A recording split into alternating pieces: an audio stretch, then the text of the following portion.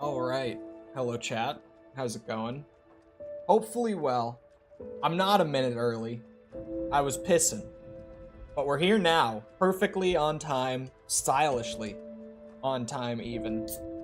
So hello, Mickle. Positive guy. There we go. That one felt like it wanted to explode on me. Dream Master. Hello. Late? No. See, there's a delay. I can see that now. Oh, what? Sorry, apparently I have a dual... Since when is that a keybind that I have? Sorry. I apparently have a hotkey on my laptop to start recording, and it's apparently the same thing that I just changed my live scene hotkey to. So, good job, Cole. What was I about to say? Oh yeah. First thing at the top of my mind today, because I did it this morning, is the Patreon is pretty much set up. It's like almost totally complete. Wait, did I link it? Hey, anyone, down where all the links normally are in the description, did I link the Patreon, speaking of? Because if I put in all that work yesterday and today to get it set up properly, and then it's just not there, I'm gonna feel a little stupid. For those that don't know, I've been setting up the Patreon to have that as an option for crowdfunding, because I mentioned in one of the Armored Core reviews that if viewers of that series wanted to, like, you know, crowdfund, financially support the channel, to become a channel member. And I actually got a ton of comments saying I would become a channel member, but YouTube takes too much of the split from that. Do you have a Patreon? And I was like, no? Do people want a Patreon? And apparently the answer to that was yes, so now we have one mostly. Like, the About section isn't complete yet, and the first post will be going up later today. Like, there's not a post on it yet. I don't want to go up here yet, I don't think. but it's pretty much set up. And I said yesterday that memberships would be getting a little overhaul as well. So that's why I'm doing the whole ramble here. And yeah, it's a lot of beard. How's the beard looking? I started using a new beard wash yesterday. Is it noticeably different? Does it look softer? Does it look fluffier? Does it look messier? It feels softer.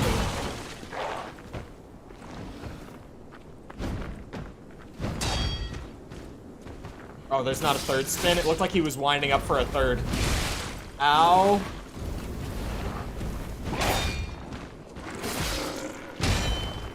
Okay. Uh-huh. Damn, your attack timing is pretty late. Why would anyone want to donate money to you? Because we only drop bangers here on the Chole channel. Everyone knows this. Sorry, the members thing. This guy startled me, plus the beard joke. Ow! I'm dead. Oh, I don't have my ergo thing on so you can see it. Hold on. Turn that on real quick. Yeah, so channel members, heads up. Because if you are a tier 1 or a 2 member, you gotta listen, and I'll probably bring this up again later. But specifically for tier 1s and tier 2s, this is for you guys, okay? Because this is gonna be a weird transition, but it's gonna be worth it. While setting up the Patreon, I slightly tweaked the pricing tiers. One of those tiers that got changed was tier 4. Literally no one is at tier 4, so it doesn't matter. Nothing's gonna happen with tier 4. I already changed tier 4 on YouTube as well. Tier 4 got lowered from 25 to 20 bucks, but like, it's whatever. No one uses that tier anyway.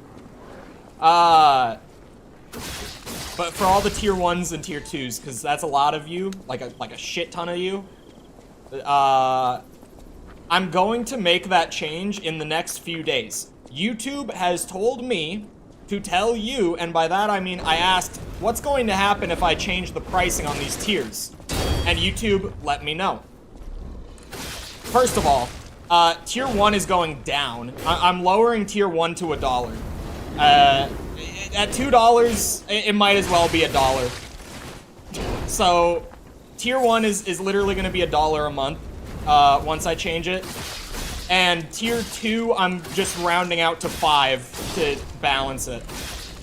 So, if you're at tier 1, that's going down by $1. If you're at tier 2, it's going up $1. And of course, you'll be able to shuffle those around as you please. But, I asked YouTube how that would work exactly. And what they have told me is that if any of the existing tier 1 or tier 2 members change to like tier 3, they said to another tier, but this would only really mean tier 3, before I make the change, which I don't think I even recommend.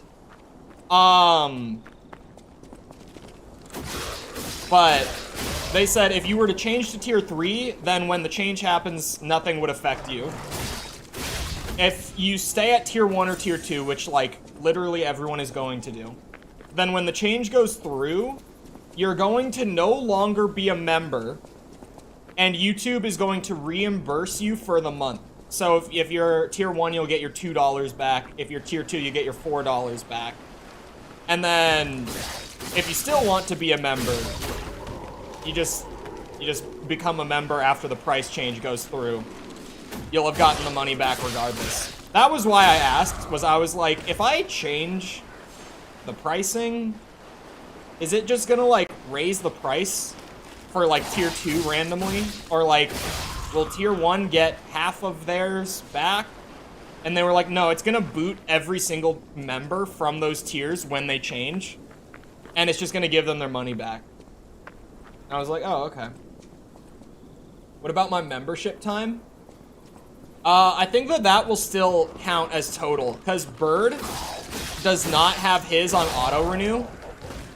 And his still adds up the months, so I think you'll be fine in terms of, like, membership time. I don't think it'll affect, like, your streak or anything.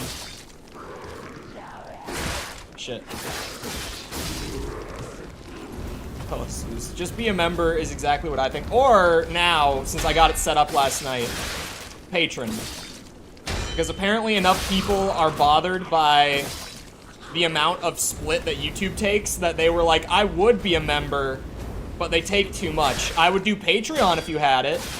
Because if you don't know, I didn't even know this until, like, last week. Patreon only takes a 5% split. So, like, that's by far the best available. Picked Mortal Kombat 1. Not sure why, but it's interesting to see most of the voters picked that as well.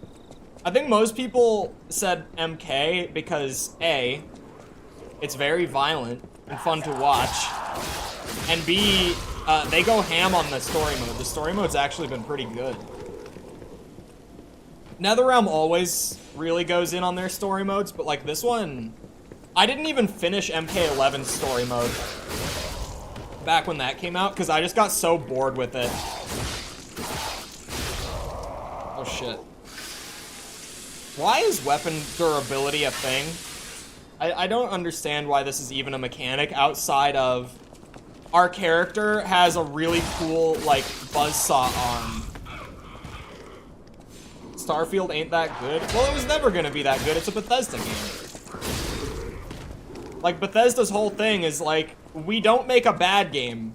We just always make, like, a 7 out of 10. You know? Give me your address and I'll give you my wallet. Ooh, I'll take a wallet. How do I... Oh, wait. I just drop in through the roof. I'm so stupid. I'm like, this is a one-way door, but I don't know where the other side is. Wow. How did I not... Alright. Well, it's a good thing I died before. There's even treasure to be found in a collapsing shack. Wait. Find out what happened to the greedy couple? Huh?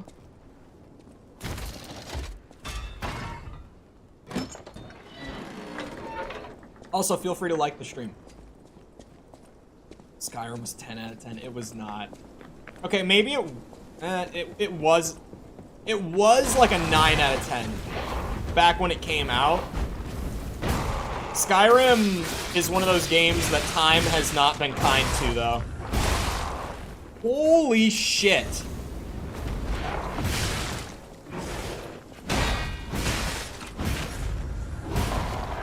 I'm out of heals, too? Are you kidding me? Oh my god. Oh my god. I need to go Parry God, but I can't figure out his timings. Shit. Oh, the chip damage killed me. God damn it. Speaking of greedy couple, feel free to like the stream. Exactly. Speaking of, I am a greedy single. Please give me all of your likes. Thank you. Speaking of one-way door, am I equally stupid for never having gone in this one?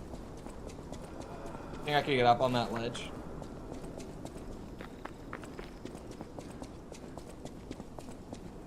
My Casio scientific calculator. Yeah, the only 10 out of 10 game ever made is Doom. The original Doom. I should start saying that just to piss people off. Instead of... I mean, my take on 10 out of 10 already pisses people off. My 10 out of 10 doesn't even exist opinion already upsets people enough. But... It would be way funnier if I just said there's one 10 out of 10 game ever made, and it's Doom. Not the new one, the old one. The 93 one. RDR2's 10 out of 10 as well. RDR2 is like... I think RDR2 I score really highly. I've never given it an actual number score, but it would be like at least a 9.5 if I scored it. But to be fair, so would like GTA 5 and probably even GTA 4. I would probably score all 3 of those, like, over a 9.5. They're all just such good games. Like, those kind of games that it's really hard to fault. Other than RDR2's pacing is really slow, but it's kind of weird because that's what they were going for. I'm not gonna act like it's not really slow pacing, because that's typically people's, like, biggest complaint with RDR2, is that it's just so goddamn slow, but, like, it's supposed to be. So I can't really take that away from them, because that was literally the intent. Intent is important. Like, I think Starfield is a good game, because they weren't trying to make, like, you know, a Baldur's Gate, like a revolutionary, like, decade-defining RPG. They were trying to make a fun space game. They were just trying to take, like, you know, Fallout 4 and put it in space. And they did that. And it's fun. It's not amazing, but it's fun. There you are. I thought there was another one around here. If I have to run the loop, I might as well get everything out of it.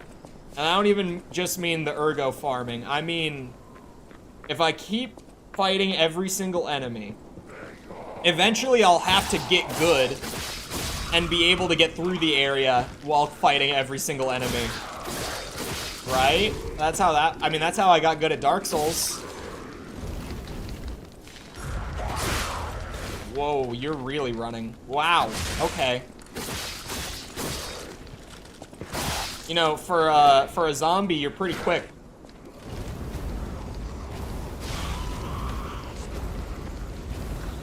This is how you get good. You just get the flamethrower arm and hold L2. That's exactly how you get good. What is shot put? Can I throw that, please? It is a throwing object. You're kidding me. You can huck a shot put at people.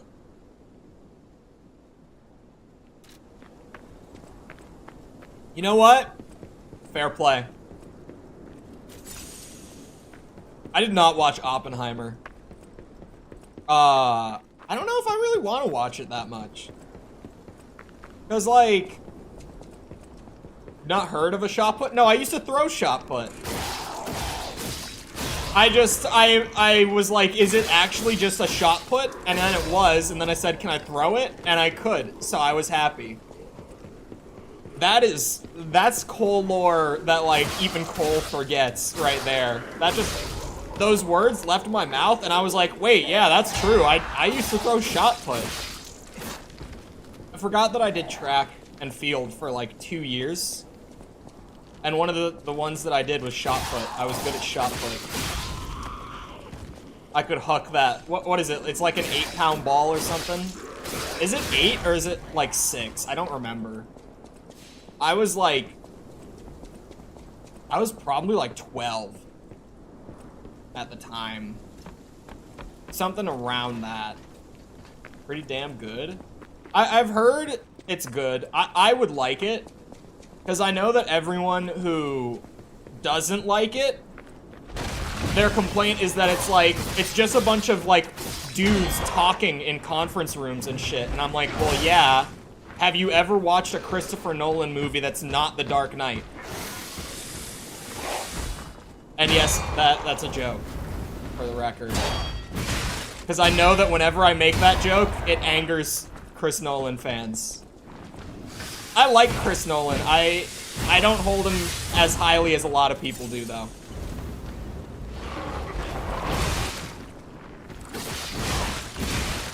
Interstellar, specifically, is by far his most overrated movie. It's aight.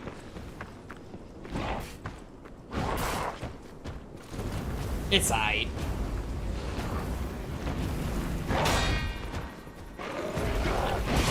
Shit.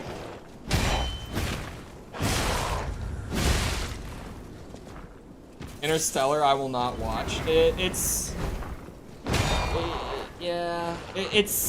It's Nolan doing his crazy plot twist stuff, I like the way that he does plot twists, but I don't like movies like Inception and Interstellar where the entire point of the movie is just to pull one big twist on you. Like, the movie doesn't serve a purpose other than pulling, like, a gotcha on you. It's kind of stupid. It's boring. It is really slow, too.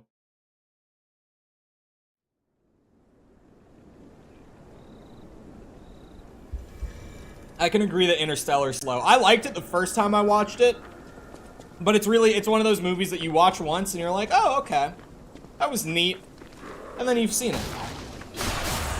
Some of his movies are great. I mean, to a kind of similar extent, with like a movie that exists just for Chris Nolan to pull a gotcha on you. This is maybe one of my hotter takes. I wouldn't say it's my favorite, but my second favorite Nolan film is The Prestige. And it's just because that movie is such a roller coaster, like, if you've seen it, you know what I mean. Imagine, like, you know how Interstellar and Inception are literally movies that exist to pull the one big plot twist on you? The Prestige is a movie about magicians. And it literally, structurally, I think the movie pulls, like 8 major plot twists that completely change the direction of the story throughout it. It's actually so fun to watch. And it's fun because, like, thematically, that's exactly what he was going for, because it's about 2 magicians who are, like, in a rivalry with one another. So, like, it works. Like, it makes sense. It's neat. I like that movie. Memento's my favorite movie of his, though. If you haven't, not many people have seen Memento. If you haven't seen Memento, you should. Just bought this today. Enjoy. How much was... Did Liza P sell for 60 at launch? I don't remember. I feel like it might. I think it did. I think this... I can't remember. I had to pre-order, like, 5 games the week that I pre-ordered this one. So they all kind of blended together. I know that Payday was cheaper. Yeah, I think Liza P was 60. Oh, yeah, it was. Because, this game was 60. Never mind. I thought this was one of the cheaper ones for a second, but no, it wasn't. My stamina! But yeah, regardless, enjoy, because it's very fun. In my opinion, it's the best Souls-like that I've played. Meaning, it's the best Souls game, like Souls-y game, that's not made by FromSoft. I have not enjoyed one as much as I've enjoyed this.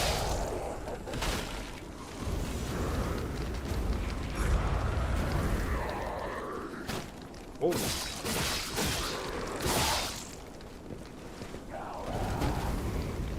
And I say that as a bit of a self-proclaimed FromSoft fanboy.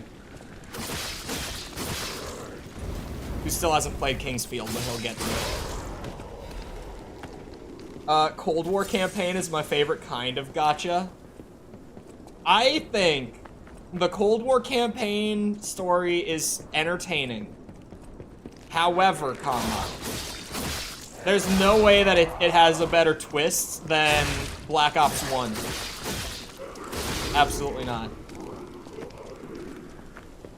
If we're just talking, like, story-wise for Call of Duty, they've still never topped Black Ops 1 in their campaigns.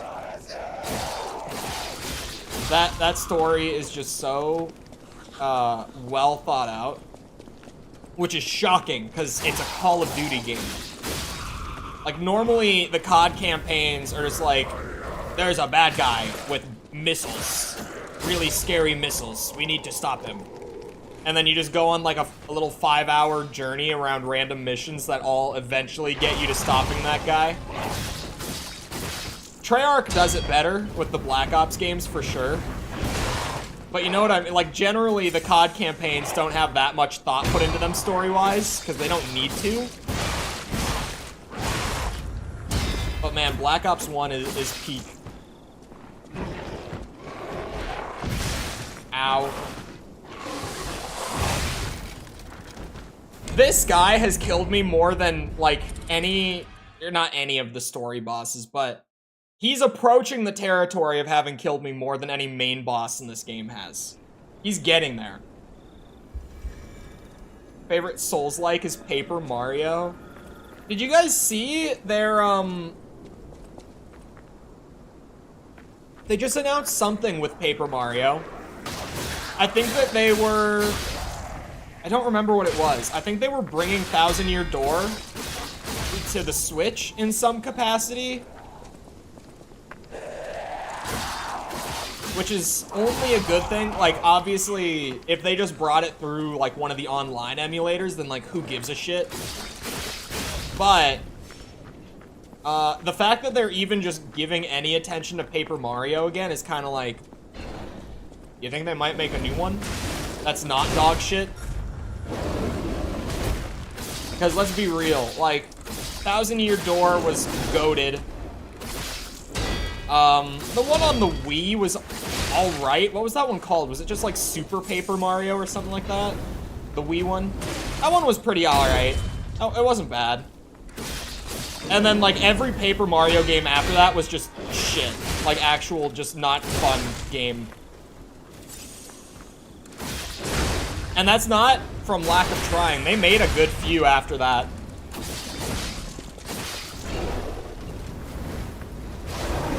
There we go.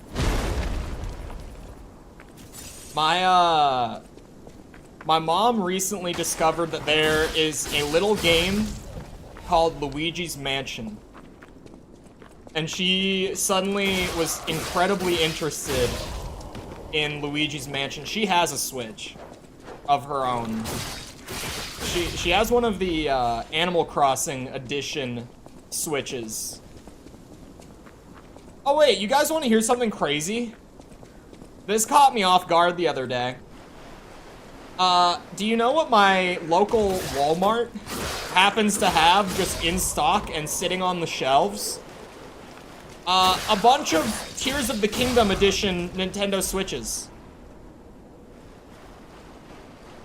So apparently, like, they must have made a bunch more throughout the year. Like, but I thought they were limited. I thought it was a limited run sort of thing for the Tears Switch. I thought it was gonna be like, yeah, we make a bunch of these for, like, the game launch, and then they're out there, and, like, it's a special collector item if you have it. But apparently not, because Walmart just has a bunch of them. they're chilling at the Walmart.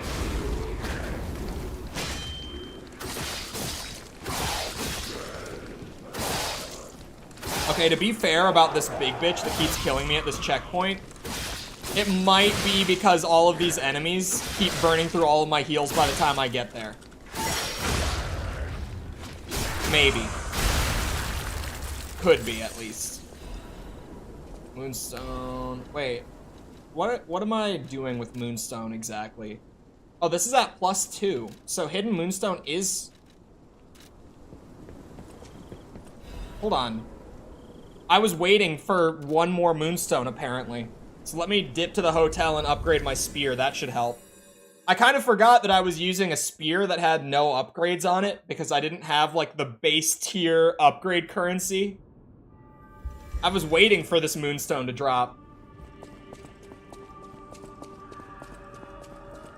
I love that I have 13k Ergo waiting for me in that pile, too. And I should be able to get, like, yeah, +4. Don't mind if I do. I wonder if I should mix and match the spear at all. Like, you think I should put it, like, on the dagger handle or something just to get faster stabs? I don't know. The dagger handle seems really OP, especially for me, having spec'd out for advanced weapons. Because I can get good advanced scaling from it, and I can just get, like, a dagger moveset with any weapon blade attached to it. Let's see, this spear, I literally just brought it from +2 to +4. So it should be a little bit easier for me to get through now. And I gotta be keeping an eye out for Crescent Moonstone. Because once I get that, I can go to +5. I like the Acid Spear a lot. I'm definitely gonna be running this thing for a minute.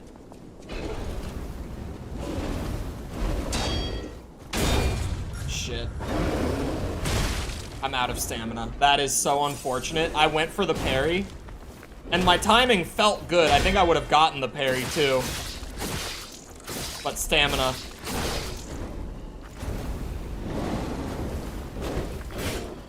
Whoa, whoa, whoa, he's going again. I love that there's a rune bear in this game. You know, I was just really hoping that more Souls-likes would adopt the rune bears into them.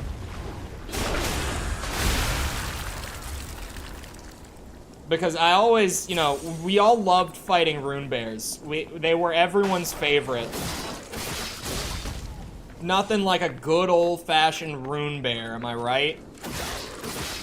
Like Elden Ring all over again? Yep. What's crazy about them having them in this game is that this game's design is totally different from Elden Ring. This is more like a traditional, like a Dark Souls, where the levels are much more like you're working through like a set path, just kind of like running through the enemy encounters as you go.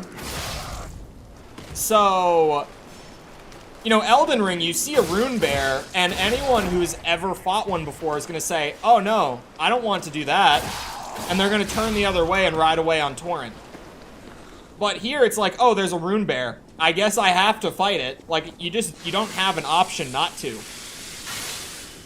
Especially with where that one specifically is placed. He is along the main road through this area. You're just required to fight that bear. God damn it.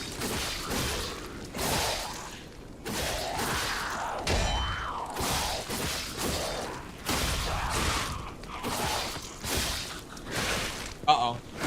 Stamina problem again.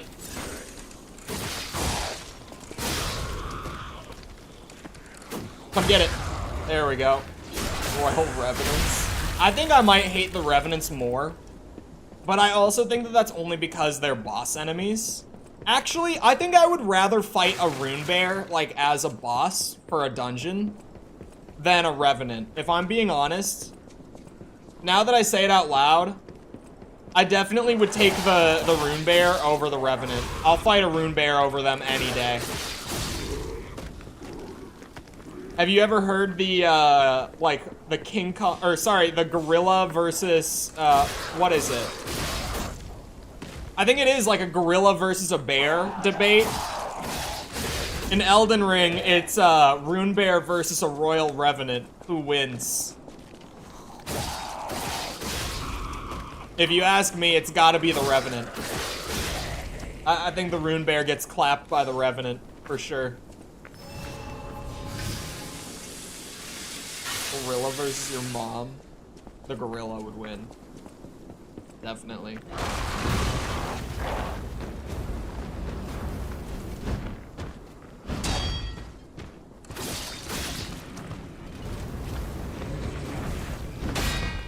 Yeah, that's right. Oh, God. Oh, that was a fury attack. I'm gonna use my cube. Using the cube I forgot how long it takes to activate it. Also, speaking of Elden Ring, if you weren't here before, the cube is the mixed physic. God! He goes between those, like, super delayed attacks and those super quick ones. He's actually rough. Maybe I should try the dagger handle. I think I'm gonna go with that. I'm gonna see if it's any better.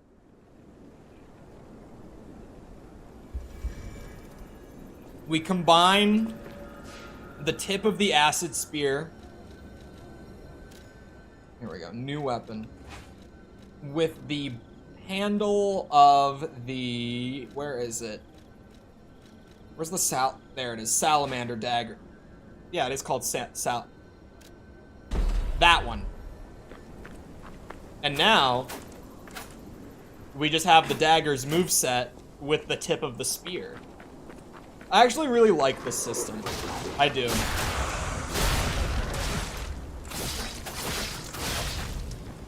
I like that there's a give and take to it as well, where like the raw damage numbers come over with the blade, but all of the scaling comes over from the what's it called? The handle. So for me, I still want to mix with other advanced weapons to like scale the acid damage. I don't want to just go like, oh, dex weapon handle.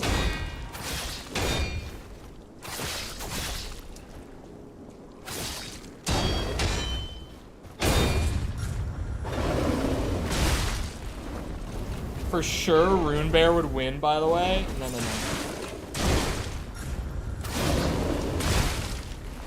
Son of a bitch. Oh, something else I was gonna say earlier when I was talking about the memberships thing. Just to say it, because of the revenue split, I would say that if you, unless you just really don't want to like, you know, have to set up like a Patreon account or anything if you don't have one, if you're anything above like a tier 2 on YouTube, then like honestly, I would just recommend Patreon instead. Because all the benefits are the same across them, and all the tier prices are going to be the same across them. The only difference is that YouTube will get you like the loyalty badge and the emotes for chat. So since I'm going to be dropping tier 1 down to $1, it is like, if you really want the badge and the emotes for $1, just get them for $1 and then get all the other benefits on the other place. You know? That's just my thoughts, at least. Not because I just want 25% more of the revenue from your thing. Isn't that... Wait, okay, let me say... When I speak that out loud, like, I'm just thinking it in general, right? But then as soon as I speak it out loud, it is a 25% difference. That is actually crazy to say out loud. So if someone were at, like, the $10 tier, it's the difference between, like, I get $7 of it on YouTube, but I get $9.50 of it on Patreon, you know? So that's mostly why I'm saying it. Do I still get the time, the badge, and the emotes? No. Patreon, you get everything outside of, like, the built-in YouTube stuff, which is why I'm saying, like, if you want the badge, the time, the emotes, whatever, but then I would just, once I switch tier 1 to being $1, which I'm going to be doing in the next couple days at some point, I would just grab that. And then, Mikkel, I think you are on tier 3, right? And then just, like, grab tier 2 or tier 3 on Patreon. It's not to do YouTube dirty like that, but overall, it's just kind of a better way to do it in terms of the funding. It just means that less of the money goes to Google. Am I tier 3? I think you are, aren't you? I think you're one of the higher tiers. I think you're at least tier 3. I think you are tier 3. You're at least tier 2. I'm pretty sure. A minimum.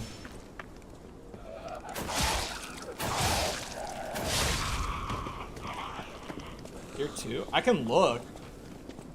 I mean, you could probably also look if you just press the join thing. I think it'll say what your current tier was. By people splitting between Patreon and YouTube? The YouTube monthly pay will go down, but then Patreon will... I don't think I lose anything there. I think I only gain from, like, the same amount. Like, $10 YouTube, $10 Patreon. I think I would just get more on Patreon version instead. Hold on, where's Mikkel on this list? Oh, never mind, Mickle, you are tier 2. I thought Mickle was, what's it? 3. I changed the names now. Never mind. Tier 3s, yeah, Mickle was right. I thought Mickle was tier 2.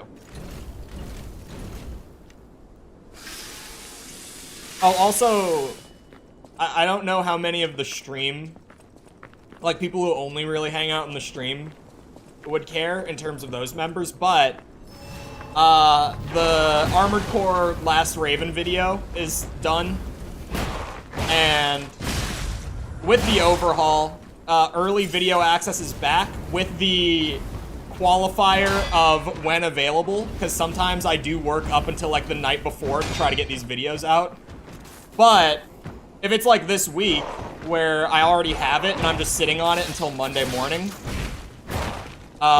tier 2 and above on YouTube and Patreon will be getting that video tonight.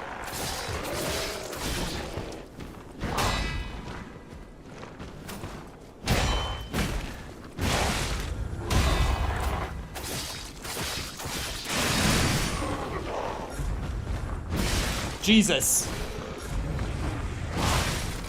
That attack. I don't know that attack yet. Confident. That's a lot more I'm spending a month. Yeah, it's the difference between 5 and 10 a month. Even if you were tier 3, something tells me you wouldn't be after today. If it was the case. Just judging by Mickle's reaction, I was like, well, I shouldn't have said anything. I should have kept my mouth shut. But no, I was just wrong. I had it a little confused. Finn is at 3. I thought Mickle was at 3, not Finn. I mean, Ryan, there are other people at 3, but I think I was specifically getting Mickle and Finn confused on that one. Because it also surprised me when I just looked that Finn was up at tier 3. I thought Finn was lower than that. I'm at 1. I mean, it's one of those, I feel like I say it to the point where it's annoying, but it's like a it all adds up thing, right?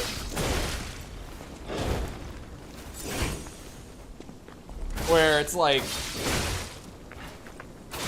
I tried to explain how, like, the crowdfunding stuff works, like members specifically, to my grandma once.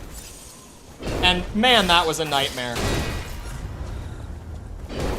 But I was like, yeah, so like in theory, say that like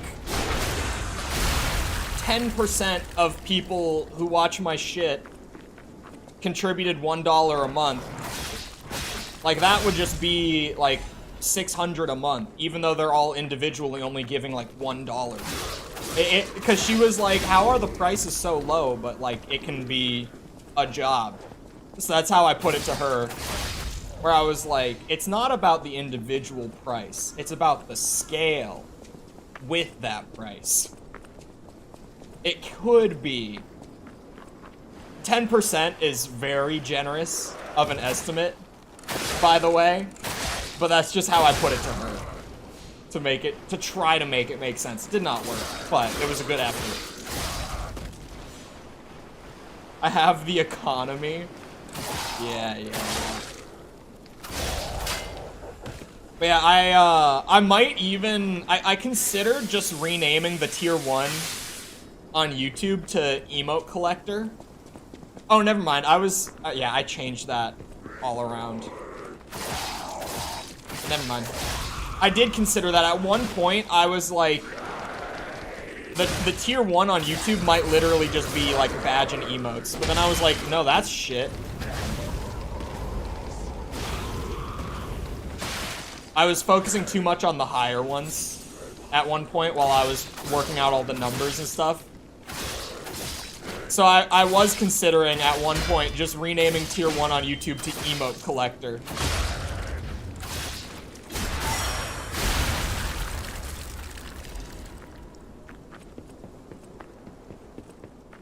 I mean, if you wanted to spend $500 a month, I wouldn't stop you necessarily, but all about the badge. It's not the emotes. What, you don't like having Yep in chat? You don't like having Monka S in chat? What do you mean it's all about the badge? Because everyone is always using the member emotes, constantly. I wonder, False's chat has made me wonder, because you go in False's chat, and something that you'll notice is that, like all of her people are subbed, A, and B, is subbed on Twitch, right? So, like, membered, whatever. B, they are all using her emotes. Like, every single message, there's a false emote, like, in that message somewhere. So I had a moment, this was like a month ago, where I was kind of like, I wonder if more people, like, sub to her channel, literally just because the emotes are so frequently used. I wonder if there's, like, a FOMO thing with that.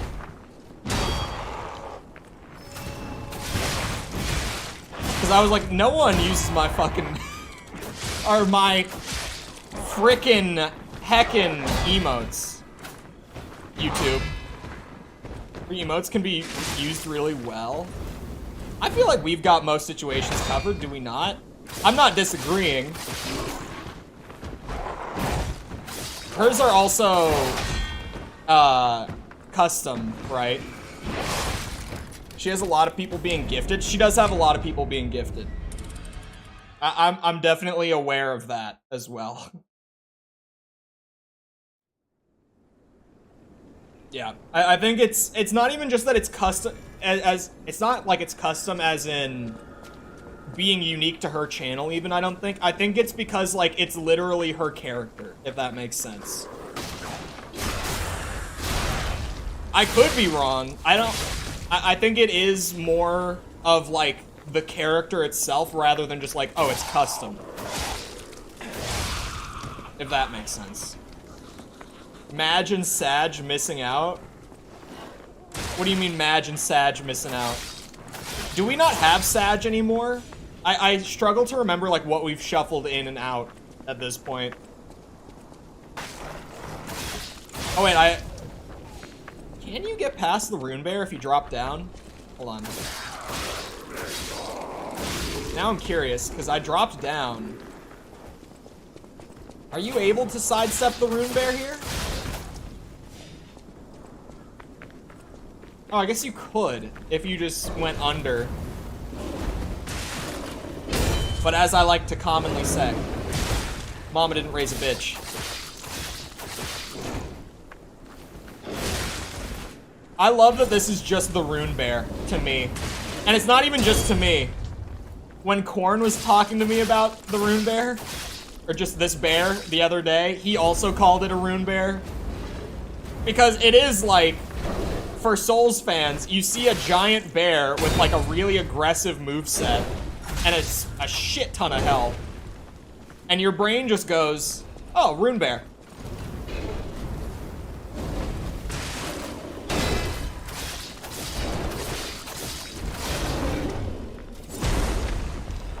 Yep, come. See, you can yep, come. No Madge, no Sag. We're at max emote limit currently. I don't know. Sorry, I'm tabbing out, which is why the screen is going black. I guess that the game isn't in borderless. Sorry, I saw that out of the corner of my eye. Maximum screen. I swear that I had it in borderless at one point, and it must have just come out of it for some reason. There. I'm gonna look and see how many members away from more emote slots we are, because I do not know. Oh, we're one member from getting another emote slot. Would you rather have Madge or Sag when we get the emote slot? Would you prefer to have Madge or Sag? Because I feel like those are essentials, you know? I have an idea of what those mean. What else? Peepo G is taking notes. So you see how Mikkel used it right there with the Musan thing? You use it to, like, jokingly take notes. I guess that's the best way to put it. Peepo G is one of my favorites when used well. Because that one's great. It has some of the most potential. Yep and Peepo Happy can be used all over the place, and it's still fine. Peepo G is specific, but it has better potential. It's specialized.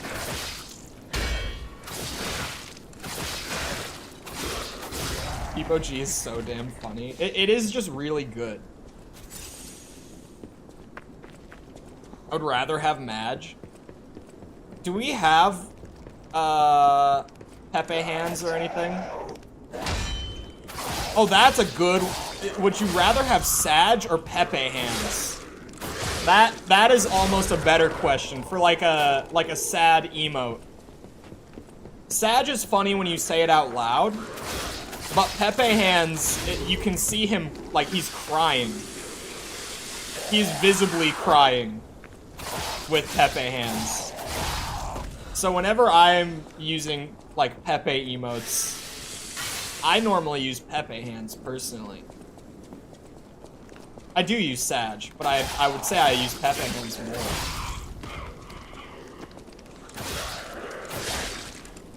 That one's in the Discord? Yeah, the Discord has more emotes, because Discord doesn't limit as harshly as, like, Twitch or YouTube.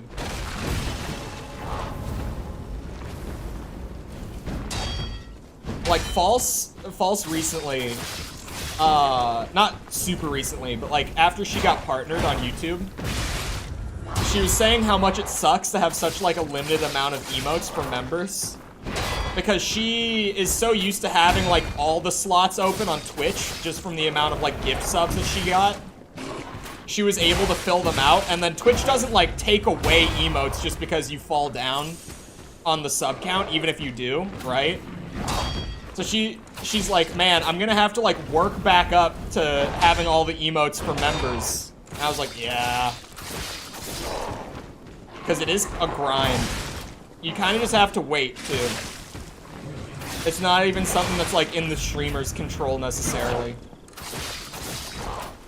Unless you know, it's only $5! Unless you do something like that.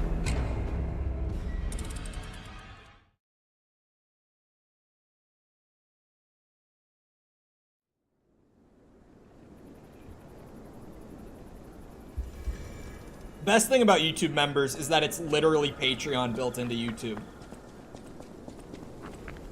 Like, they could have just made Twitch subs, like, literally the exact same way, and no one would have complained.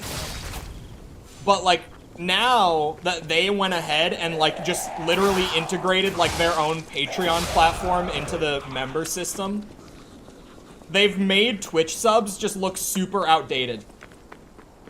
Because on here, I can be like, oh yeah, members get, like, exclusive polls and updates and, like, early access to videos. But on Twitch, you're just like, yeah, you get, like, emotes and a badge. And if you want to go up to tier 2, you can get, like, 1 extra emote for double the price.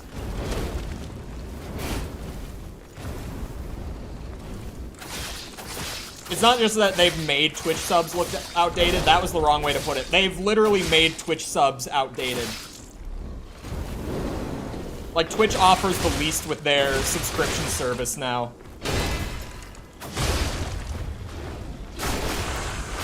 Which is shocking. Because Twitch normally, like, their whole thing is that they nail the community features. But nowadays, their sub model needs some work. Discord takes your emotes away if you don't keep up with the monthly boosted. Wait, really? I don't even use all 50 emote slots because 50 is an insane amount. You can get your favorite e-girl to read your name out loud. He's got a point. He's got a point. You know, that one right there, that's pretty valid. I can't even lie.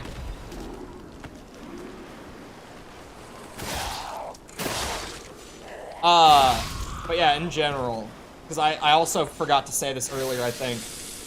All of the benefits for certain tiers got updated this morning, and the names got updated for some of the roles that got renamed, which wasn't very many of them, but some did.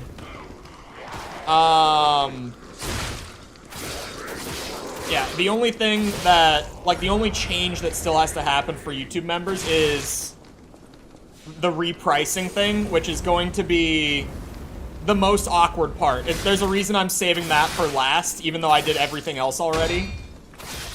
It's just gonna be super awkward when everyone's membership cancels out and, like, reimburses them, and then everyone at those tiers is also gonna have to be like, okay, well now, do I just want the $1, or do I want to go up to the 5? Like, it's just gonna be an awkward transition. I didn't want to have to deal with that today. I waited. I was like, yeah, that's another day's problem. Not on a Saturday, man. Come on. Didn't Pokey move to YouTube? Did she? I never heard about it if she did. Did she?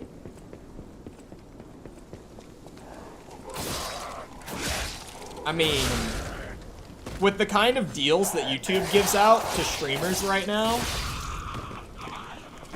I mean, I would.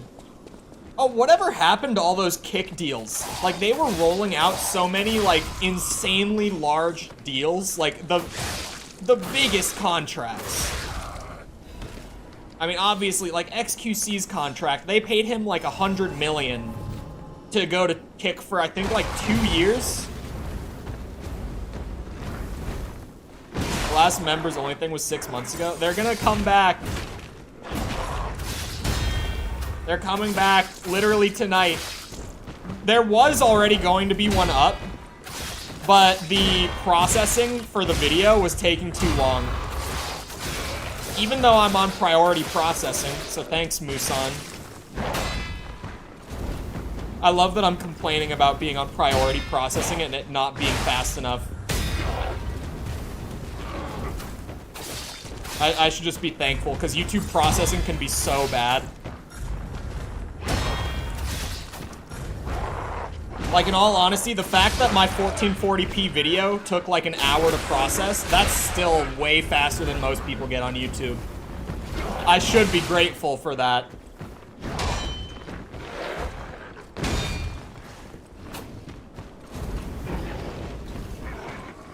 This is the run. Big bitch is down. We did it. Slum shack key? Is this the shack? Oh yeah, this is the shack. So you're required to kill that guy to get whatever's in here. Let's see if it was all worth it. Oh, there's a chest in here. My money is on it's a weapon. It's a weapon for sure, right?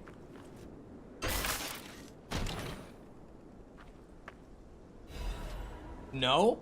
Oh, it's a converter. Okay. It's still a useful thing. There it is. It's a superior corrosion resistance. Look at it. It's just better. It's heavier. The downside is that it's heavier. But, like, look at it. It's just better damage resistance across the board. You know what? I'll take it. Let me loop to the hotel real quick. This guy definitely won't respawn. They have had, like, mini-boss encounters like that throughout the game, and they've never respawned. So, don't freak out. He's dead, and he's going to stay dead. I'm, like, 90% sure. It's getting very angry whenever my husband tries to sing along. I'll use my power to... Old McDonald on loop. I couldn't take it. How much capacity do I need to not be... I need to be at 19, I think. Okay, there we go. Now I'm not heavy. Because it did raise my weight to equip that, but, like, I would rather be tanky and need a little bit more carry capacity than the alternative. Speaking of being tanky, damage scaling or health is the next question. Or even stamina could be a question. I could go stamina.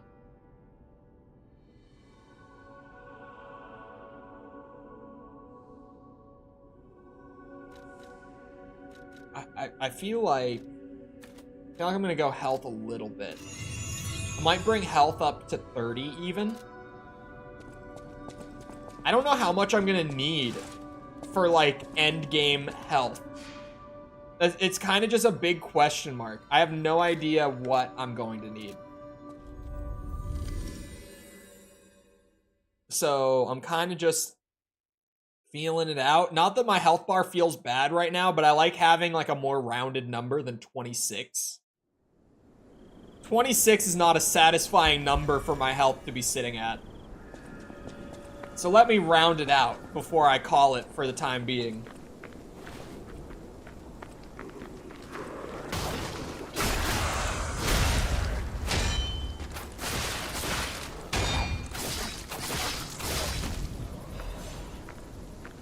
I don't know what the carcass body fluid does. I've been getting that dropped. I don't think I ever looked at it. Where is the carcass body fluid? There. Oh, it's a throwable object. Acid damage. It inflicts acid. Throwable acid container. 26U. Exactly. I wonder if people know what the soft caps and hard caps are stat-wise in this game. Would it be cheating on a first playthrough if I looked up what, like, the soft caps for stats are? Because I feel like it might be. But, I mean, if chat says that it's not, then I could definitely optimize my stat spread for the first run. At least better than I have so far, just kind of feeling it out. I can tell that I've already hit, like, a health soft cap at some point. I think I might have hit one around like 20, but it doesn't feel like I hit like the hard cap yet. I still get a good amount per level. I just get less than I was early on, for sure. Gotta interrupt the performance for bedtime. How are you gonna do that? What do you mean?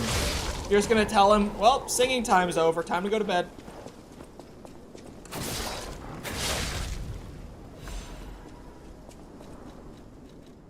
Never would have worked on my ass.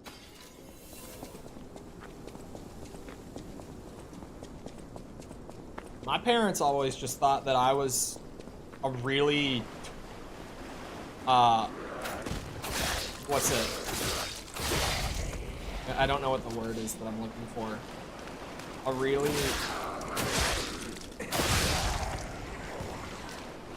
I don't know what the word is. My parents always just thought that I was a little shit. Because we didn't know that I had ADHD until I was like 18. That we had no idea until I was like literally about to move out. So for a while there, they were just like, what the hell is wrong with this child? For a good while, for most of raising me. Well, really all of raising me. By the time that you're 18, you're not really getting, like, raised anymore. Like, you're about to dip.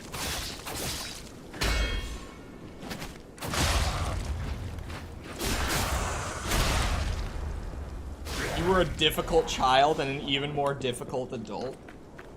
Look, it's not that I'm difficult in the same way. Now I'm just a stubborn bitch.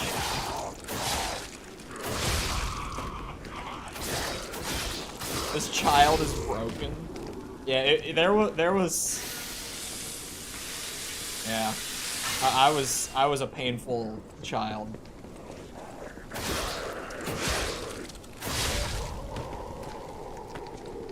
But some of it's like funny.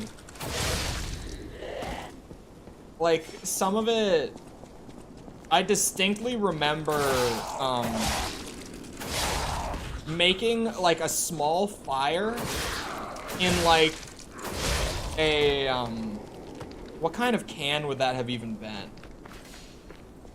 What's like the type of can that you get like canned foods in? What kind, like what is that material?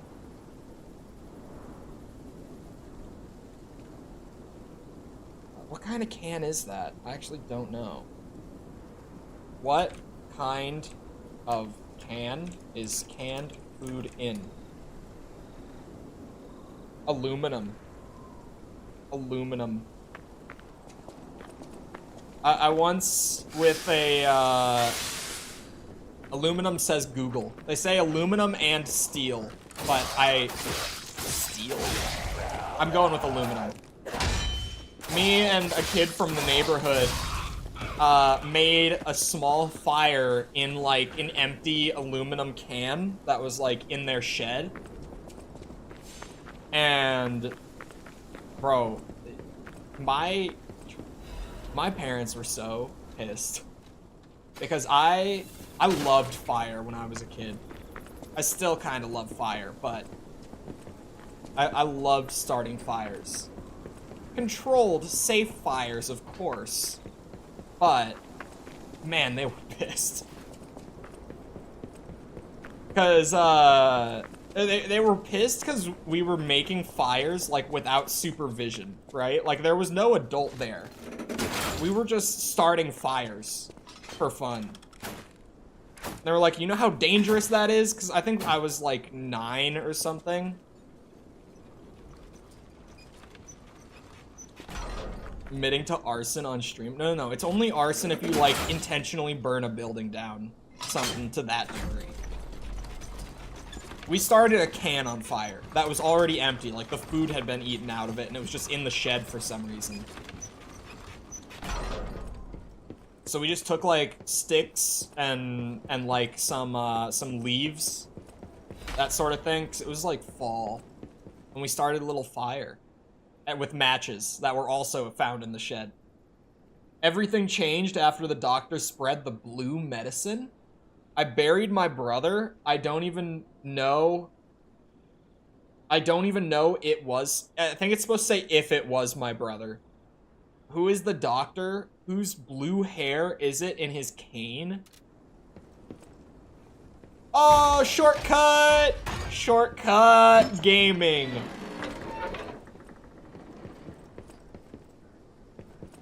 Oh my god, chat. That shortcut is there because you're supposed to find this and come up here so that when you respawn, you go down this elevator and then you run out, right? And then there's the mini boss fight. But I thought, oh, that's going to a new area. That elevator, so I'm not gonna do that yet. I'll check out what's down here first. Oh no. It's fine. We got through it, and you know what? I'm a better gamer because of it. My skill has drastically increased because of it. The Parry god is warmed up now. He's ready for battle. Hello? Any doctors with blue canes? Hobbler's Bridge. I was just about to say, what is that guy trying to do up there? Flamethrower arm is best arm. I don't give a shit what anyone says. Flamethrower arm, best arm. Absolutely. It's a literal flamethrower for my left arm. Like, come on. I have enough for a level, and this looks like it's about to be a whole thing, and I just got a shortcut. Let me go grab a quick level of health since I'm trying to round it out. And then I'm gonna come back and check out what that all is. Flamethrower, no. No. Flamethrower arm is badass. Literal firearm. Enough said. I'll use my power. And you see, it's also great because my weapon in my right hand is acid. Meaning, I can stab them enough with my spear weapon to proc the acid status effect, and then I can hold the arm flamethrower on them to proc fire on them, And we have 2 damage over time effects stacked with each other, both chipping away at their health. I mean, come on. I mean, come on. My streamer is a homosexual Mickle. You know this. You know that I am so straight. So straight. What is that? What did I just hear? Oh, it's the ones above me?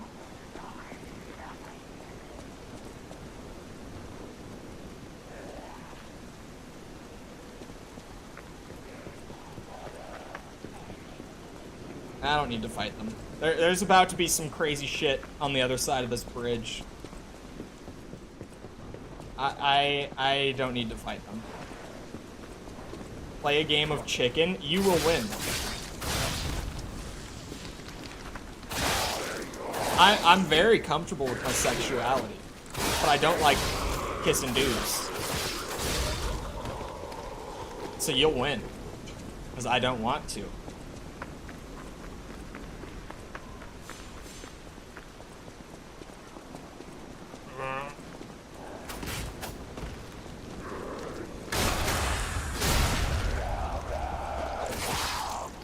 Won't lie, I don't like it. Not that I would know, I don't like the idea of it. I immediately after saying I don't like it, I knew that Mick was gonna be like, well, how do you know? I don't know. But I don't like the idea of it.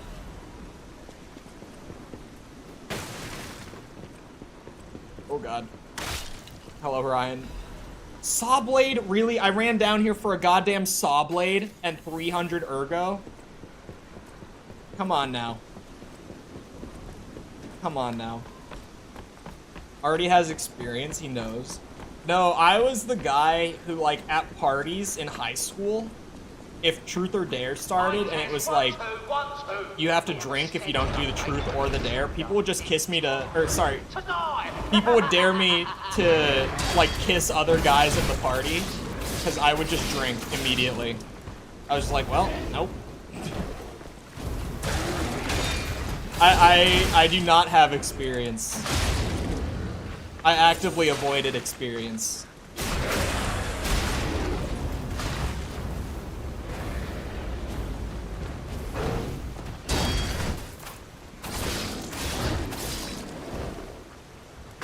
Shit. Speaking of, False on her stream last night reacted to one of those truth or drink videos. And, we might do one of those for a stream where I just substitute something equally miserable as taking a shot if you don't answer the question. We came up with possible ideas. Invaded our territory. Be careful. Sweepers Branch Office Newspaper Archives. Joined the group as an apprentice stalker but is inactive in the group. Has been reported multiple times for ignoring ranks and neglecting duty. Caught being in contact for the past year with the Fox, a bastard stalker. Under investigation for leaking inside secrets, but has not responded yet. As it is with the bastards, she is assumed to have been outed from noble succession. The interesting thing is, she claims that a cat is a bastard of the family, so in other words, her lost sibling. If the information above is reliable, the cat is possibly a spy from the bastards. It's an unofficial interrogation, so there are no restrictions to the methods available. Sounds like the one False would react to. It was not the Matt Rife one. I have recently started watching Matt Rife's specials. That dude is fucking funny. He's probably, like, currently tied for, like, my favorite comedian. I found him through TikTok. But, like, holy shit, that guy is just funny. He just consistently makes me laugh really hard. I really enjoy his humor. He's so good at crowd interaction too. Like, unbelievably good at it. And you would kiss him? I don't think I would, but he's very funny. Dim ergo fragment.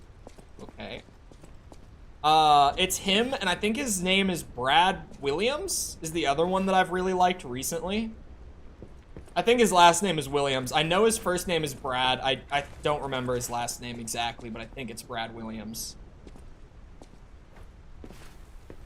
Right now, those would probably be my, like my two favorite comedians. Ow. They're both very, very, very funny. Hello. Welcome to the territory of the Black Rabbit Brotherhood. Remember that I can't read because you take the text off the screen. Anyone who fails to pay the protection fee on time is headed straight for the coffin. Matt and Brad sandwich. Wait, did I skip some stuff? I have to go back. There's NPCs here. I have to go back to the last Stargazer, because I definitely missed some stuff up top. God damn it. Those two are great. Brad doesn't do the crowd interaction thing like Matt does, but his actual material is just so damn funny. Who's Bradley Martin? Hold on. This is what Google is for. Bradley Martin. Who is this? Oh, it's a fitness guy? Clearly a fitness guy. Jesus Christ. Holy. This dude is juiced. This dude is hella juiced. But it does look good, so fair enough. 100 on the juice. That's the kind of guy that you just look at them and you're like, wow, you juice? And they're like, nah, bro, full natty. What even is juice? Never heard of it. There's a reason he wears a cap 100% of the time.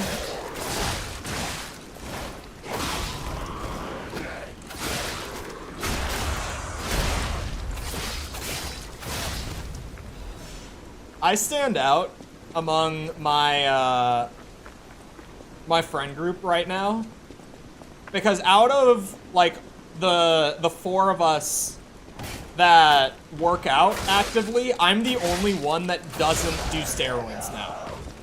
Like literally all three of the other ones are juicing at this point.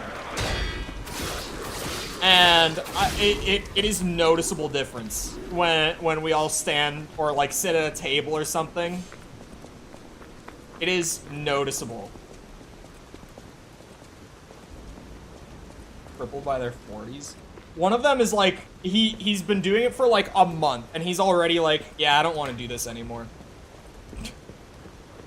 He's already about to stop. Like once he finishes up what he already paid for, he's stopping. The other two, to be fair, I'm not even like close with at all. They're like the guys that like, you know, they're friends with the guys that I am close with, so we end up like same place for certain things from time to time. And I'm cool with them. But I'm not really close with them. Like, two of them are like that. The one that I actually do talk to a lot is like, yeah, it's just not worth it. I'm like, yep. Who told you that? That's crazy. Don't know where you could have gotten that idea from. Special resistance ampule. That's all I missed. I thought I missed more up here. Yeah, don't juice, boys. It's also, like, part of it that makes it not worth it, even outside of, like, the health risks and all that, and just the side effects that are unpleasant. God damn it. Part of it, too, is that while it does look good, it looks good But literally everyone immediately knows that you're juicing. Like, it's not a subtle difference. It's not like you can even pass it as being natural. Like, it's... Everyone knows when they see it.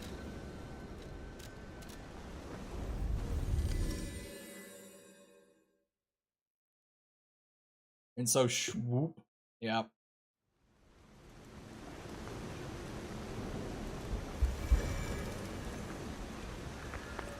Hold on, let me go back and get my pile. I swear if it went back... That's right. That's how these games work. Ugh, we have to run back through again to get my pile. I'm not leaving it.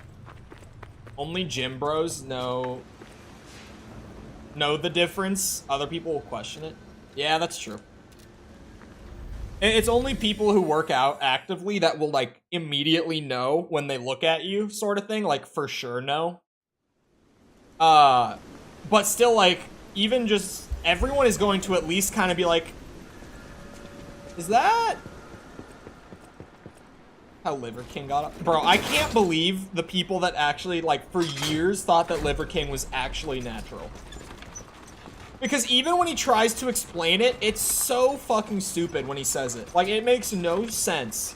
When he's like, yeah, I look like I take steroids because I just, like, eat testicles and livers. And that's, like, all I eat all day, every day. It doesn't even make sense when he tries to explain it. Like, how do you fall for that?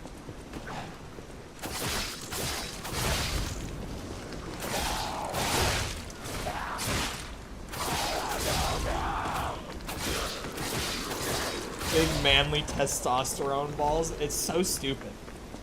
It is so dumb. I still, to be fair, people have fallen for dumber in the fitness world. Like, what's the name of that guy who he's like the face of, like, V-Shred? That whole thing. Some of you guys know what I'm talking about. The stupid-ass V-Shred ads. Where he's like, you can eat whatever you want. What you eat doesn't matter. You just have to understand your body. If you pay for our program, we'll help you figure out your workout routine so that you can eat whatever you want, whenever you want, and you can still look good.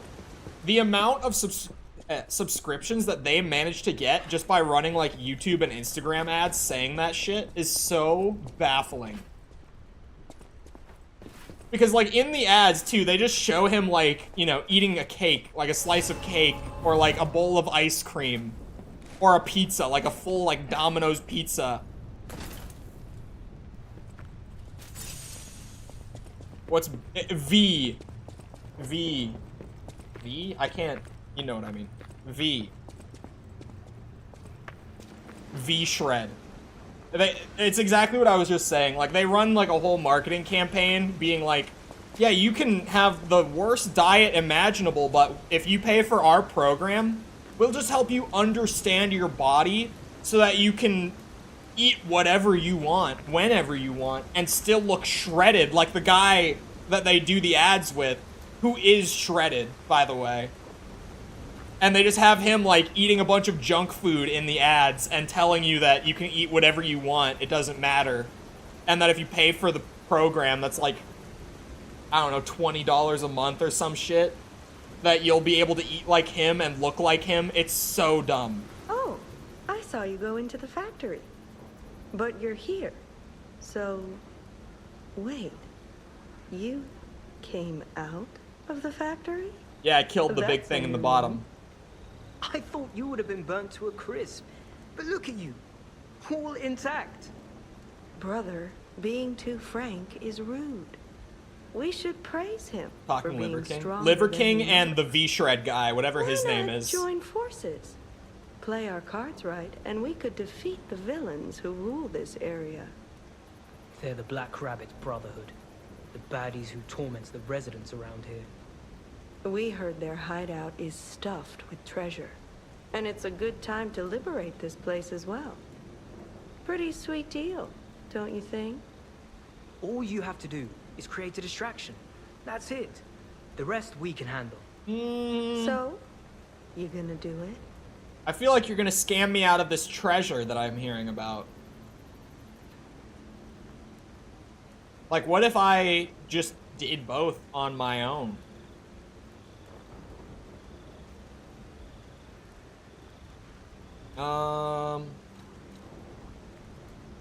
I think they're trying to scam me. You are smart. It pays to second-guess things in Krat. You'll live longer. Loners don't last around here. Let us know if you change your mind. We'll be waiting. Lies of liver. Yeah, I was also just going on a rant about, like, how did people even believe the Liver King to begin with? Because even when he tried to rationalize why he looked like that, it just made no sense. Just the whole, like, yeah, I look like this because I eat bull testicles and liver as, like, a main protein source of my diet. It makes no sense. Even when he tries to explain it. He's like, you can look like this without roids if you just chomp testicles.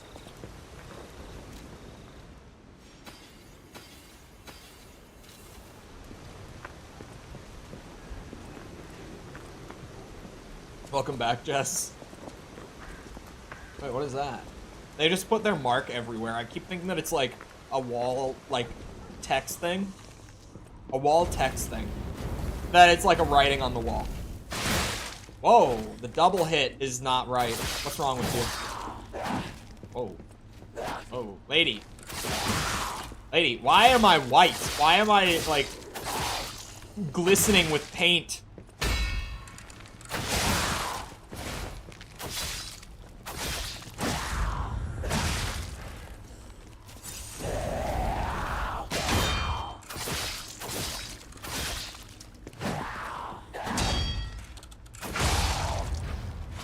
Extra chalky chips.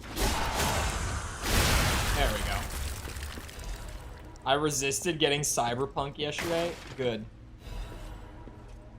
Like, it's a good game, and the 2.0 update definitely has polished it up and just made it better in terms of its core gameplay even, but it's, if you don't own it already going into the expansion, I mean, in general, everyone knows my thing by now of, like, unless you're buying a game right when it comes out or, like, soon after, especially if you're on PC, mostly if you're on PC, this take is, I really only mean this when it applies to PC.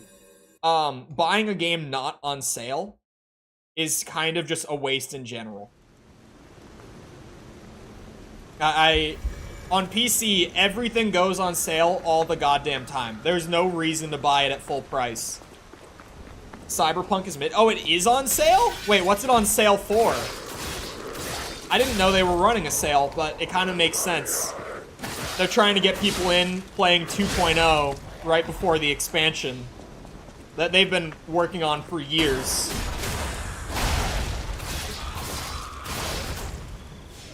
$50, normally it would be $70. Oh, that is a good sale, to be fair. Maybe it's not as much of a waste. Maybe not. Because that, I didn't know they were running a sale. Because generally my thing is, like, yeah, if you're buying a game at full price on Steam, you shouldn't be.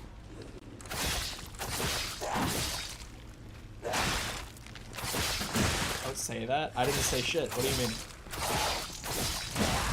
Plus, you could always just, you know, live vicariously through the Hacker Man build on stream. I got to meet fat-ass Black Jesus yesterday.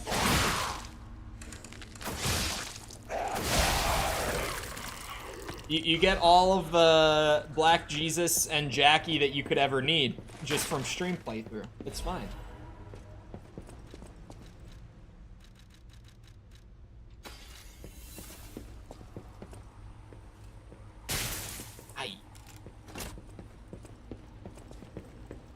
How many votes are on this poll, by the way? Because Mortal Kombat winning is a surprise to me, personally. I did not think Mortal Kombat would be leading the poll for, like, what, I should prioritize for streams.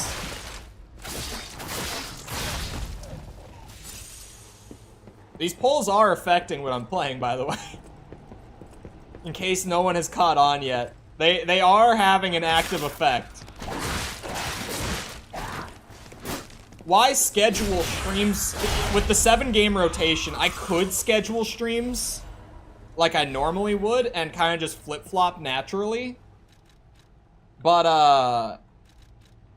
the 7-game rotation is so wild that I'm kind of just like, I'll just see what people are wanting. There was no cyberpunk option, so I had to settle. Well, yeah. There's also 7 games on the rotation. And I can only put 4 on each poll. The La Bleuse winery has a long history. Vintage wine starting alongside the revival of Krat. Its rosy color, known as the ruby of heaven, its delicately matured scent and taste, its wonderful aftertaste. Even the legendary stalker enjoys Le Bleu. Taste the best wine chosen by the one who stood at the pinnacle. Who's the legendary stalker? Yeah, I haven't heard about that yet. Who's the legendary stalker? And why do they enjoy Le Bleu? Okay, so that's just a loop back around to here.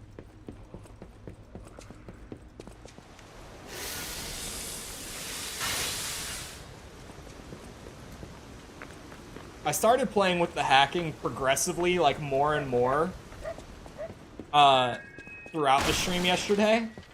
And I think that with, like, skill points invested as we level up and stuff, I might be able to make something really overpowered on that Cyberpunk playthrough, because the hacking, like, even at, like, level 4, where I ended yesterday, was really powerful. The intruder turned out to be Geppetto's puppet.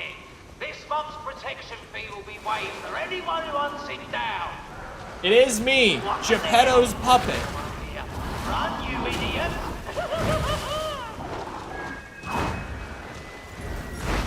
Whoa, what is that? Oh, of course you do a little 1-2.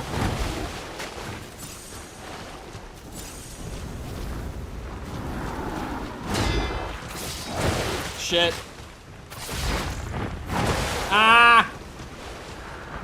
Oh, no, no, no, no, no! They really punish you if you try to heal while you don't have one in this game. I'm dead. I got fisted.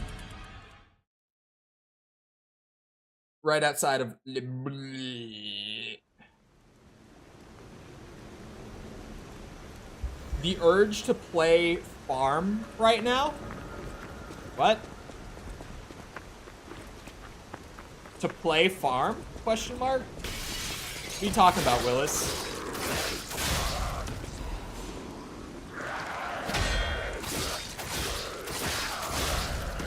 Play farm. Oh my god, BO2 farm. Does PS4 have, like, back compat properly yet? Or yet, I say. Do they have it at all? Oh wait, Crescent Moonstone? Oh shit. Okay, wait. Get me some more Ergo. Nope. That's great.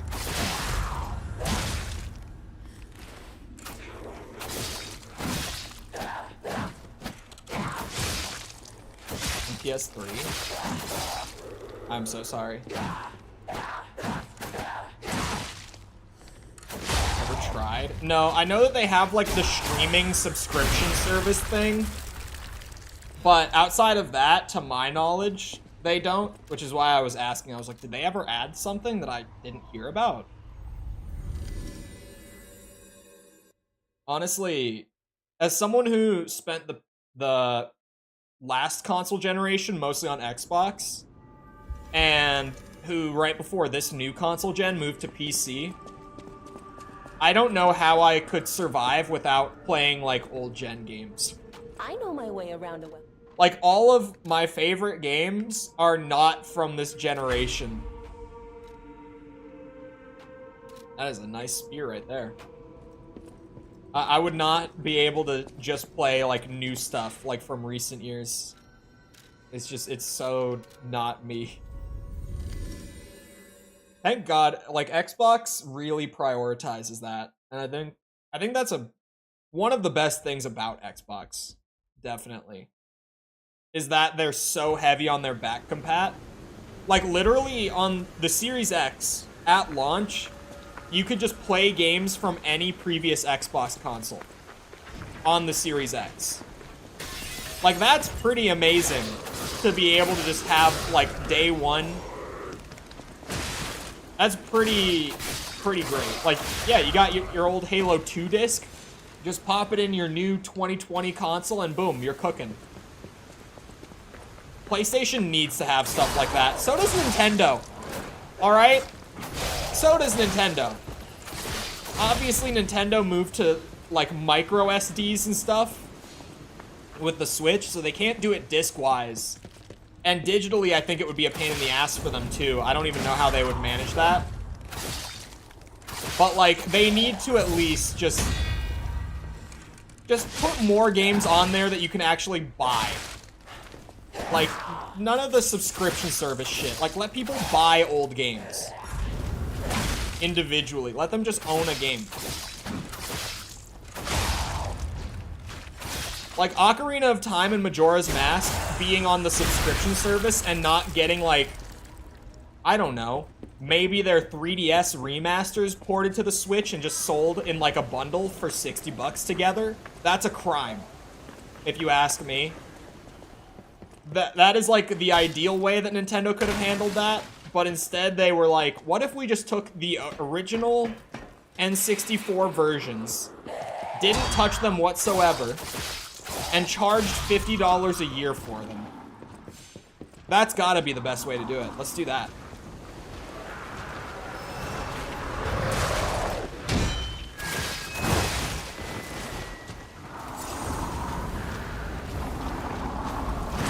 Shit.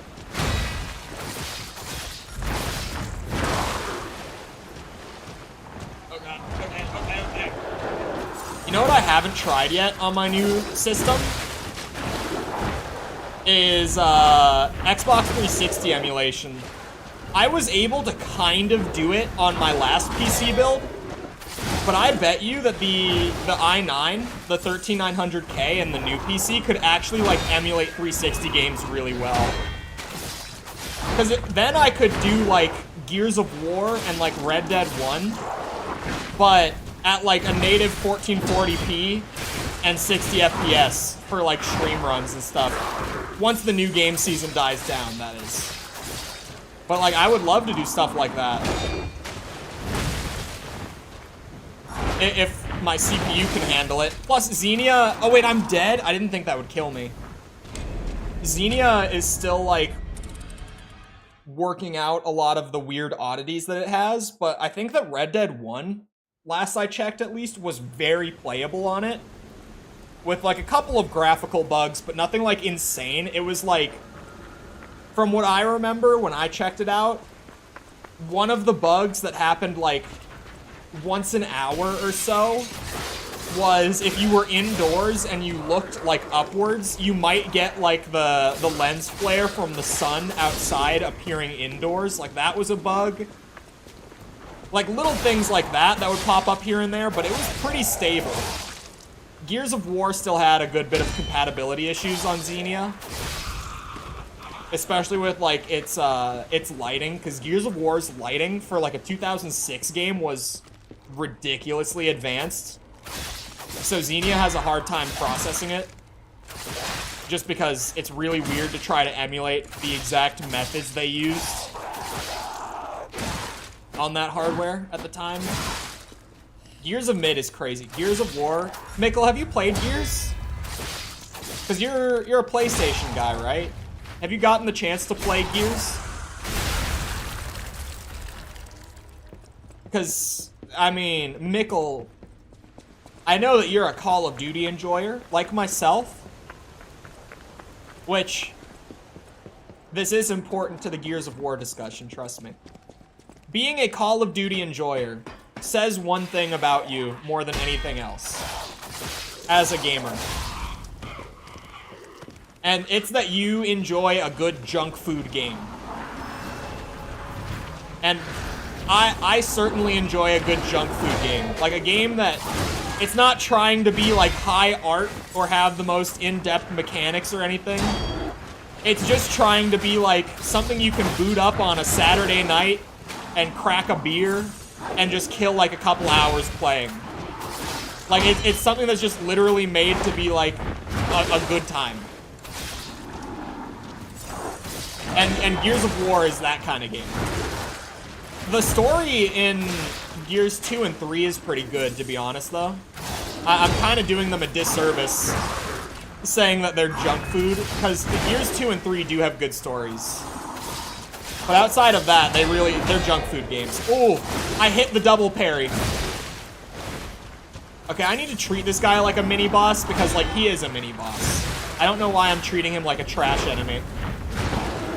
Whoa.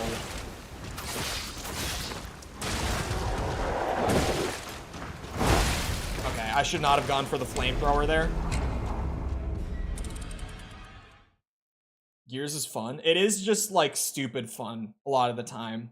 Well, if you've ever even, like, seen a clip of Gears being played, it is, like, this...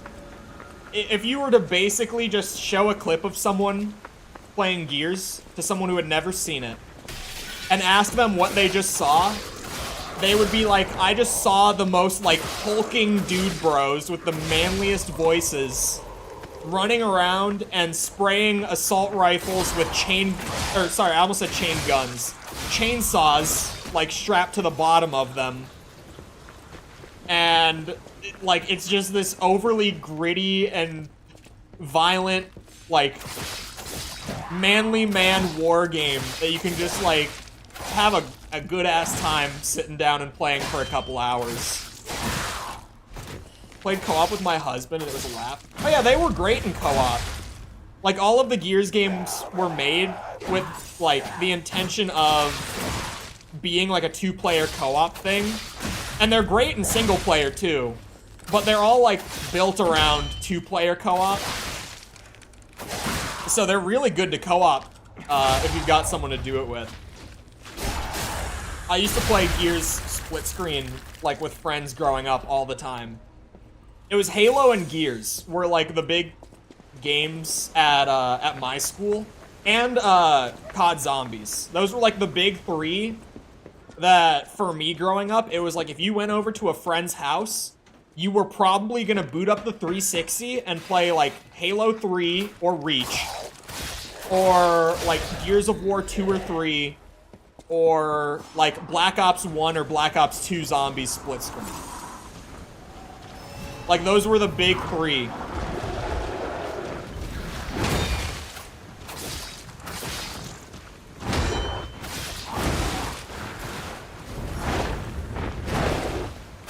That's why when back in my day, when I was a kid, sleepovers were so fun. I feel like I grew up in the perfect time for me to be a guy who can enjoy sleepovers. Because sleepovers for people my age, and I feel like this wouldn't have been as much of a thing prior to, like, the late 90s. And even, like, pretty much with the... I would say this probably died in, like, 2010. Like, somewhere around 2015. I would say that this probably died out. Like, I grew up in the 20-year, like, window where sleepovers for guys was, like, you get pizza and you play, like, Halo, Gears, or COD split screen, and you stay up, like, all night playing that shit, and then you just pass out at some point. And you just do that with the boys. I feel like I grew up in the perfect window for that. Because, like, 2015 was about the point where, like, split-screen gaming started to just die out entirely. And, like, now, like, split-screen, like, couch co-op, just not a thing anymore. Companies just don't do it. And they have good reason to not do it. Like, it's kind of shitty. that that's how it is, but like it's perfectly valid that couch co-op died out. Because now it is just like, yeah, if you didn't grow up in that window, it like started with the N64, and then it like died with the Xbox One and PS4. And if you missed it, you just missed it. It was the last one that we ended up not playing. The last one, do you know what number it was? Gears, when you say the last one, do you mean like the most recent one? Like Gears 5?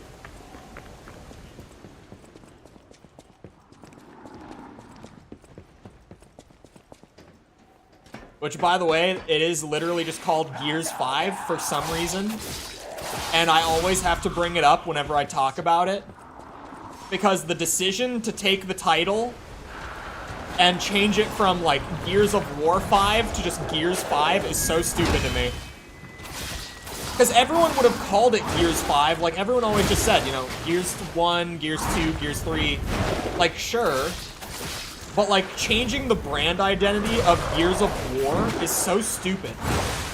I don't get why you would change the title. It's pretty much the equivalent of Call of Duty just rebranding their next game to, like, COD MW3. And making that, like, the actual official title.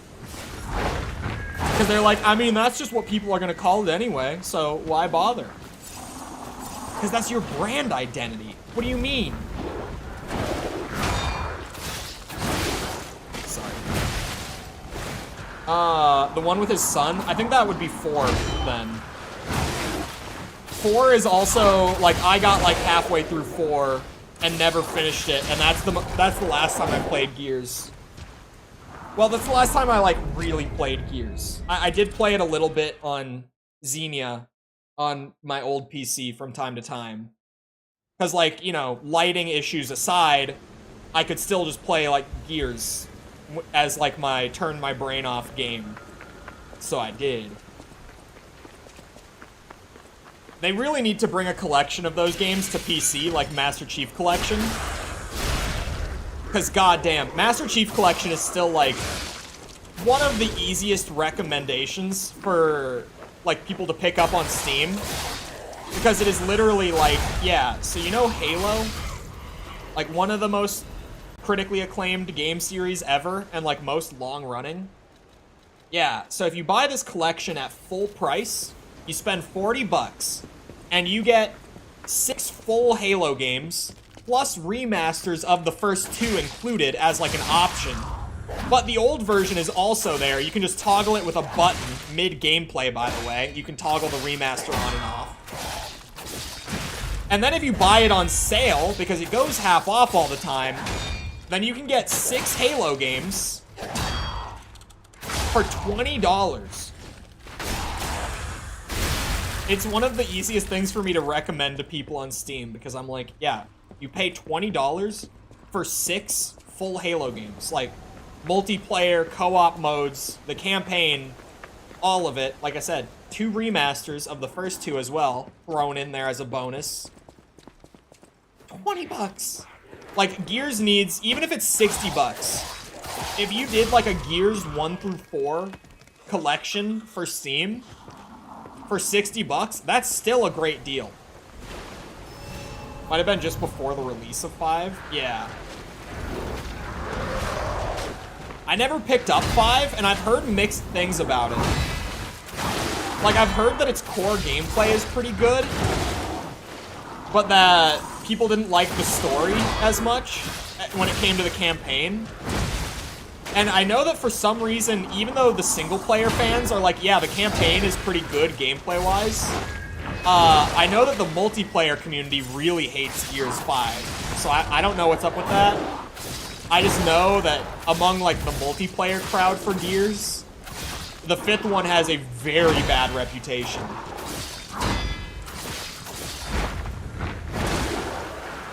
So I know that 5 is, I mean, in general, like, a mixed bag in terms of reception. Where it's, like, people who are kind of in my camp, where, like, story is nice, but I'm not playing it for the story. And I like the campaign more than anything. Those people specifically, which is a very small group of the Gears community, but that's my group, they like it. But then people who are really, really into the story didn't like it. And the multiplayer crowd hated it. Shit. I remember 4 not even being bad. It was just kind of like... I just lost interest like halfway through. Like, it wasn't even one of those games that I started playing and I was like, oh, this is shit. I don't want to play this. It was just like... Weirdly, I got like halfway through it, and then I went to play other games, and I kind of just forgot to go back.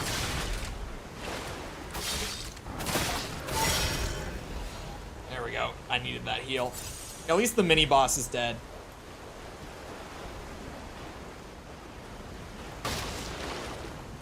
I miss Gears of War. I know that the Coalition is working on a new game, but they're taking their sweet-ass time, man. Gears 5 came out in 2019. And like, it's confirmed. We know, especially from, like, the Microsoft leak recently and all that, like, we know that Gears 6 is, like, in production currently at the Coalition. It's just they're taking a long time on it. And I don't know if that's going to be like a good they're taking a long time or a bad one. Because it can go either way. So we'll see. I hope it's a good one. I know that the Coalition doesn't have a good reputation among the community. It's pretty much like the exact... Oh, that's a new weapon. The exact way that like the Halo community looks at 343, that's how the Gears community looks at the Coalition. It's like, oh, new studio that came in after the trilogy ended... And they just, you know, the games are fine, but they're not the same anymore. Like, it is exactly, oh my god. I thought that, oh, there was a dog. I thought the bear trap killed me. My husband might have gone back to finish 4. Yeah, I don't, because, like, it wasn't bad. It was just, we got a bit tired of the gameplay because we've been chugging through them so quickly. Yeah, I mean, if you, did you guys play Judgment, or did you just do the numbered ones?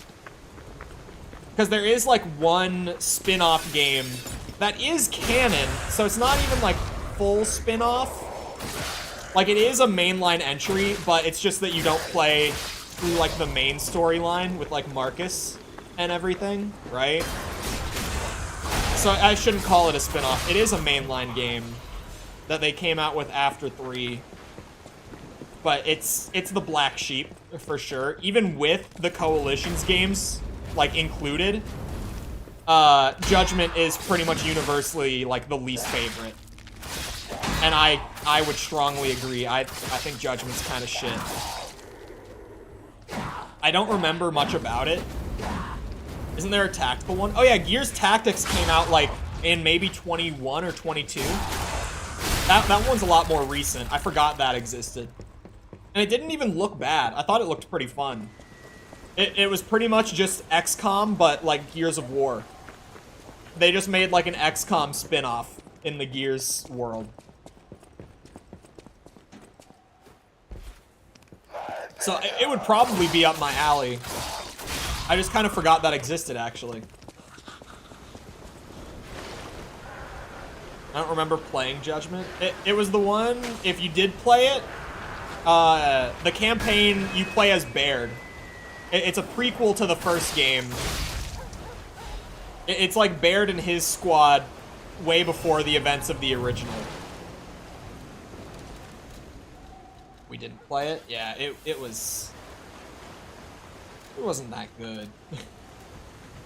Gears is on the review series poll list.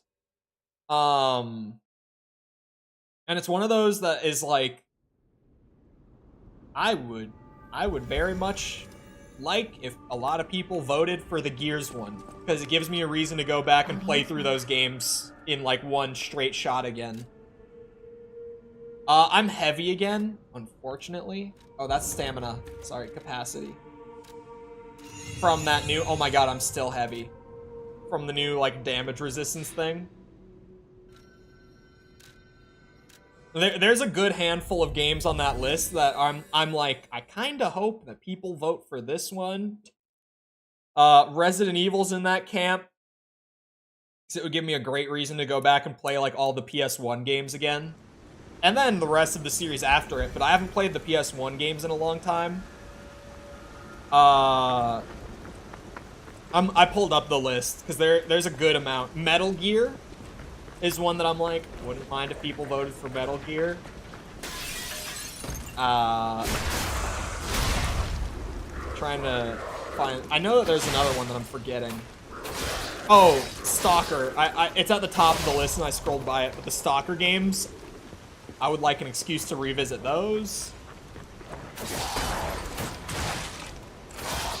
We'll see you around, Jess. I haven't even been lying. I've been telling truth and only truth in my playthrough.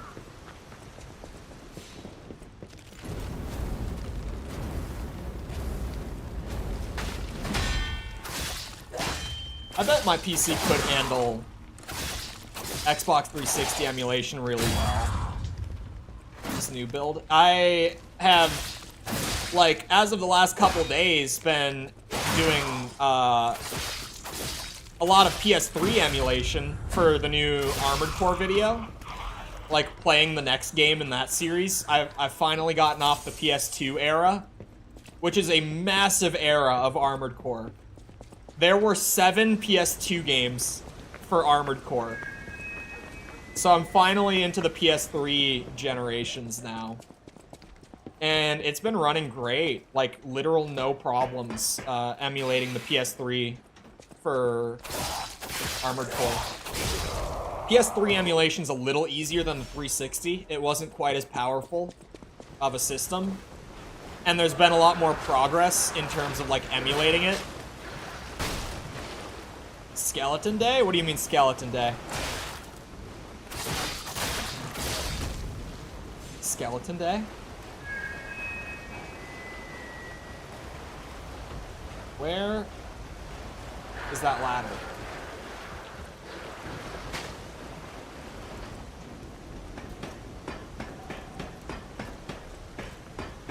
Oh, Skeletor. Okay. Whoa, I don't want to fall through. I want to get the items up here. Son of a bitch.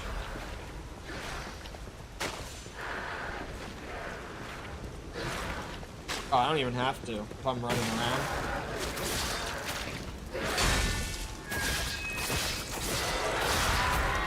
Oh no! Don't. Okay. The walking on short ledges, or sorry, narrow ledges, is my worst enemy in this game. Hands down. I do not manage well on all of these, like, little spots. Star Fragment!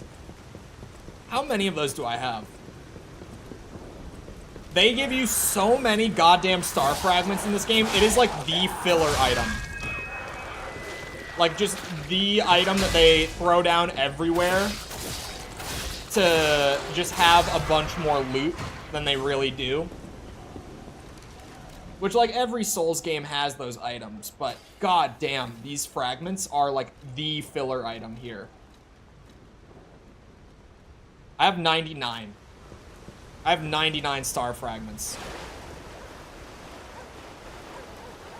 Should go without saying. That is more than any player should need in the entirety of their first playthrough. Considering that the item's only use is summoning for boss fights, like main boss fights. That is more than any player should even need on their first run of the game.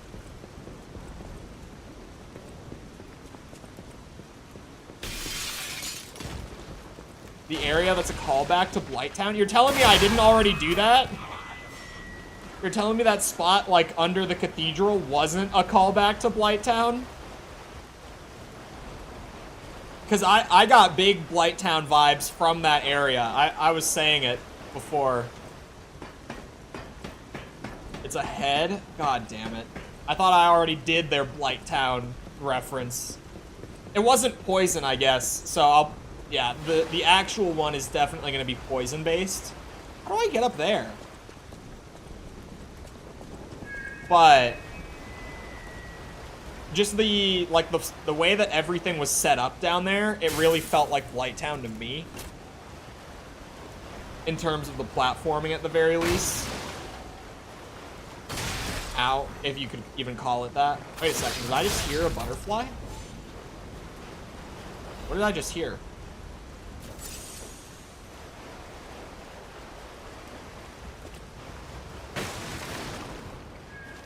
It was more like the raptors. Oh, yeah, right before the painted world. You're talking about like the church that you find the painting in, right? The one in Anne Orlando. God, getting through Anne Orlando the first time was so... Like, it was amazing to see Anne Orlando, like the reveal. But I think what no one talks about is the whole, like, running along the flying buttresses and shit like that to try to just figure out where the hell you're supposed to go in Anne Orlando. Because Jesus Christ, the first time you go through there, you don't know what you're doing. And then the actual solution is like run up this random ledge that you would not naturally think would be the main path, but it is. The original bullshit run. It's just one that's like, this makes no sense the first time. Souls 1 might be the best Souls game, but it still has areas like that and just stuff like that that I'm like, yeah, that sucked. I did not enjoy that part of my first playthrough. Another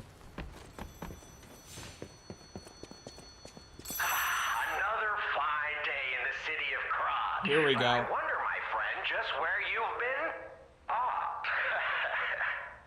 That was I awful. hope my return isn't too unexpected. It seems that our fates may be interconnected. Now, do pay attention. You won't want to miss when the king of all riddles says, "Riddle me this."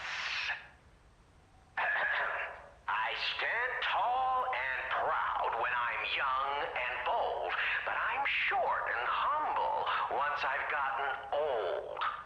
What am I? Oh no. Oh, he's a candle. That's right.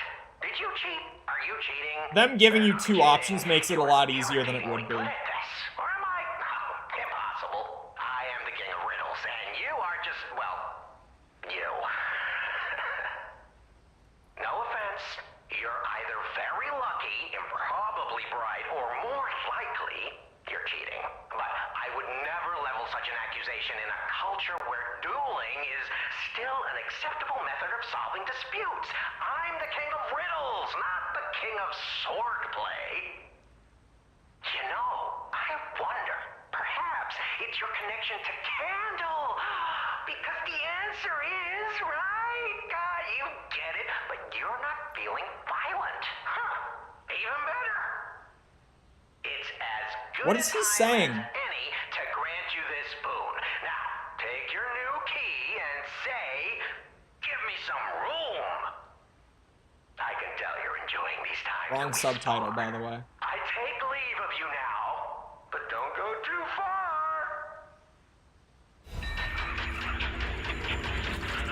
My springs are reacting. Here we go. Found the spot. Shot put! It's so good that there's a shot put. First fight I did with summons is coming up. I can't believe you would do a fight with summons corn. God damn it. Can I bypass the platforming with summons, maybe? I would like to, if I can.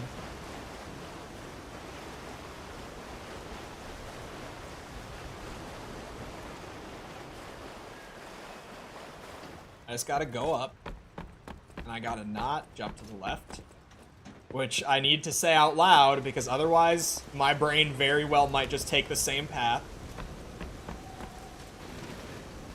Took me 30 seconds to win. So underwhelming. That's why you don't do it on the first run. Summons for me, like if you've noticed with Elden Ring, I never did them on the first run.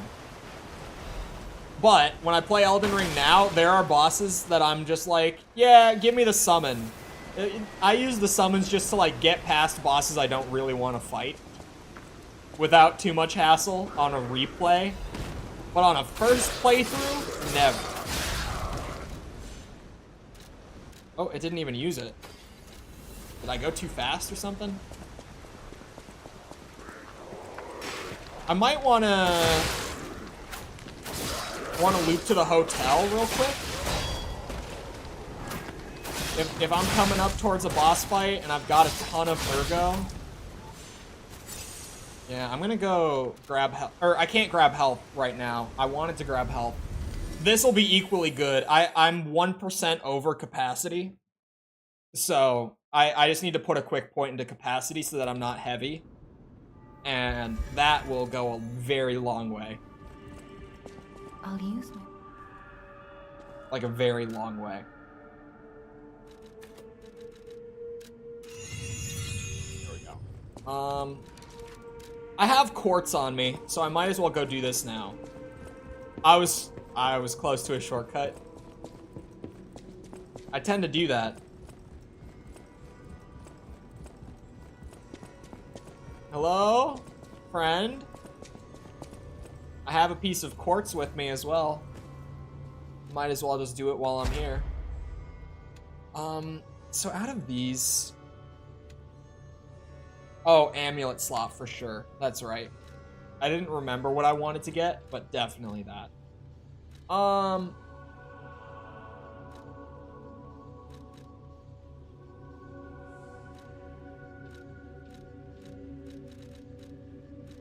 There is one somewhere.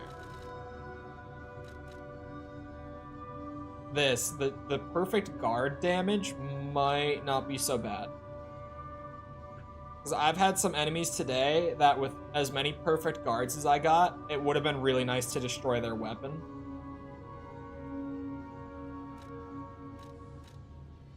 I think I'm gonna go with less stamina consumption on a charge attack. Because I like to play really fast. Like, really fast.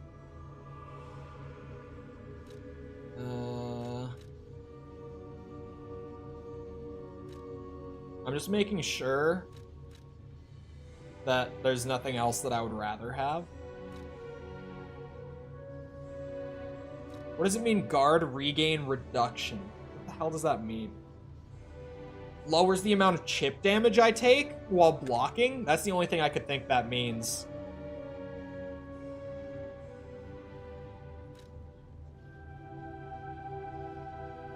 Yeah, most of the defense and, like, all of the item type stuff is really not for me.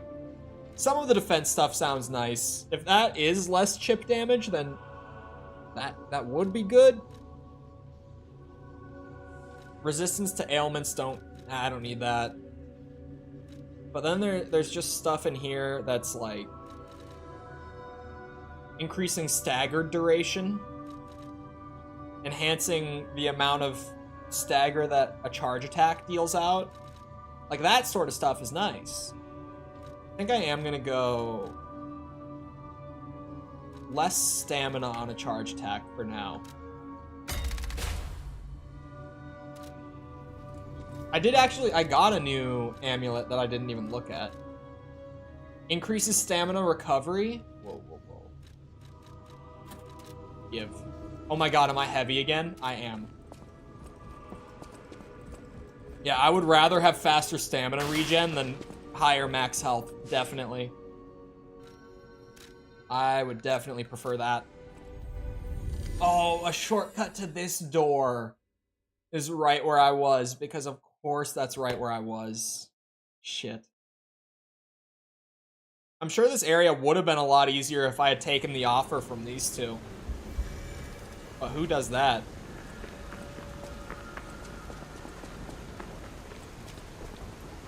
Oh man. Hold on. I want to watch my stamina bar. Oh my. What an amulet, dude. Once I get the 3rd slot, I can just re-equip the max health one too.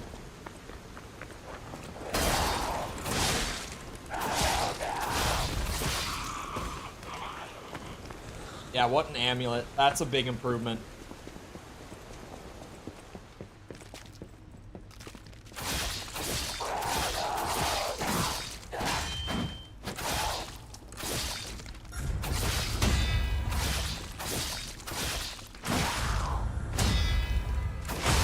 Bitch. Off me.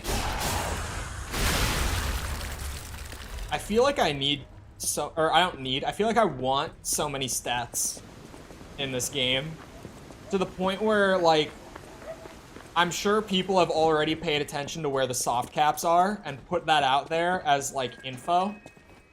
And I almost want to look into it. I feel like that's a little too, like, outside info-y for my first playthrough, personally.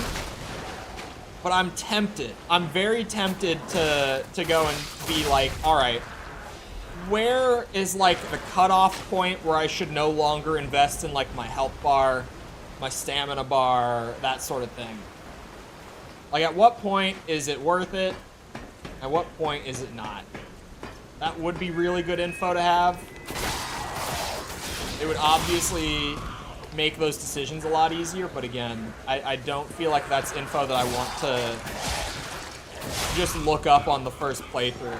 I feel like that's too cheaty. Alright, bitch.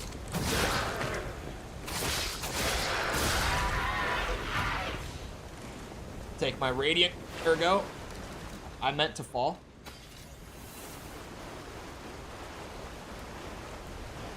Zoom. I do want to fight these guys just because, there we go. And even, I might start selling my star fragments. I don't know why I've been forgetting that that's a thing. That you can just sell, like, all the consumables you're not using. Well, all the items you're not using in general, but especially, like, all your random throwables and star fragments. Like, yeah, I should be selling those. Like, I should really be selling those. Granted, I don't think they really sell for that much. I did sell some early on, and I don't remember them being worth a whole lot. You are crazy for that. But I probably should go and sell them, like, my next trip back. We'll see if I remember to. Because I'm sure that even though the star fragments aren't worth a whole lot, 100 of them might add up to being a pretty decent amount. It might just be worth my time to stop by the guy at the counter and sell some shit.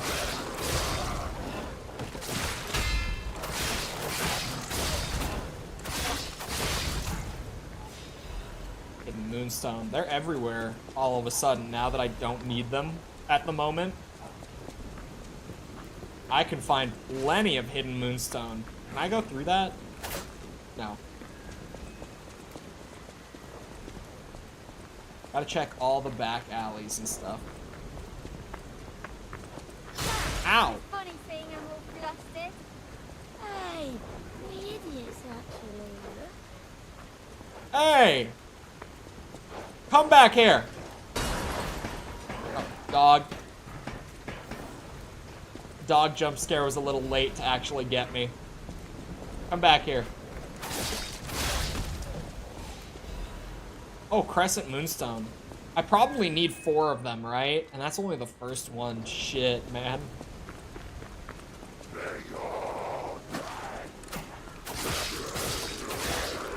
Are they using stock sound effects for the zombies? I never paid attention before. I might have heard one. Taste the essence of traditional dishes from Krat. Wow. Where is that light coming from? That's a really bright light coming through the window. What are you? There's no drop down here. Okay, you don't stop until you get to me. Awesome. Mini boss time. Okay, that's just so bullshit. That is literally just there to be a free attack on you until you know that it's there, and then until you learn the parry timing for it.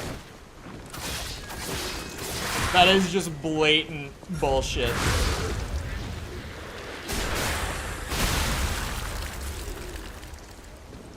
That was an easy mini boss. Is that a mini boss? It had a health bar like one. That's for sure. But it's not common for me to put one down on the first try. Where? Like, oh, there's a big, like, huge ass light up there. Because I thought it was coming through a window. So I was very confused where that light was supposed to be coming from. The spear and dagger handle combo is pretty damn good, I gotta say. Wait, speaking of... Okay, yeah, I found a motivity crank. I do have an advanced crank, I just don't know if I want to use it on this weapon. Because, like, I feel like I've been wasting a lot of my upgrade materials, just using them willy-nilly.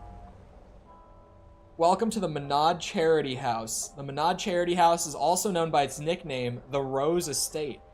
Originally, we were a charity organization for poor children, but today, with the Menad family sponsorship, we've become a boarding school with high-quality welfare and education curriculum. Children can get stalker, workshop technician, and alchemist education according to their aptitude and career path. To this day, about 200 graduates are from the Menad Charity House and are actively working in different fields in Krat. For more details and sponsorship, please contact the Charity House manager. You look like a donkey in this picture. Stop doodling on my picture, Romeo. You look like a donkey in this picture. Is this the door to the... What's it? Stargazer? Yup. Oh, hey, they're gone. Those two are gone. That's interesting. They said they were gonna be here in case I changed my mind. Oh. Oh, it's you! Hold on. Wait a minute, is this not the main way to go? Hold on, what? Oh, a Legion caliber, I can upgrade my I thought arm. there were no more survivors. But you're new. I'm not new. I do love a bit of commerce, but the bosses are really strict about who I'm allowed to sell to. Oh, is it just Are the same you model? with the Black Rabbit Brotherhood? Yeah. I can't tell what's real and what's fake, to be honest. My job is selling stuff, not detecting forgeries. If it's fake, you'll be the one to get punished, not me. Yep. Sell me your goods, stranger. Oh, wait, I can sell my goods to him as well? Hold on. Oh, you got new weapons? Bramble Curved Sword Blade. It's motivity and technique. Oh, he sells a disc. He sells a shock cartridge. Interesting. I'm gonna take it. Oh wait, that was all items. Man, you don't really sell a whole lot. I feel like I want to collect the discs. And maybe the weapons. I probably should collect all the weapons, to be fair. Yeah. Sell him my stuff. I just skipped something. I hate how much I accidentally skip stuff. Because I just assume it's going to be generic dialogue. Honestly, the urgent repair tool. I don't see a reason for it. Temporarily reduces presence. I think that item is stupid. You can have my fatal catalysts, my legion mags. I don't use them.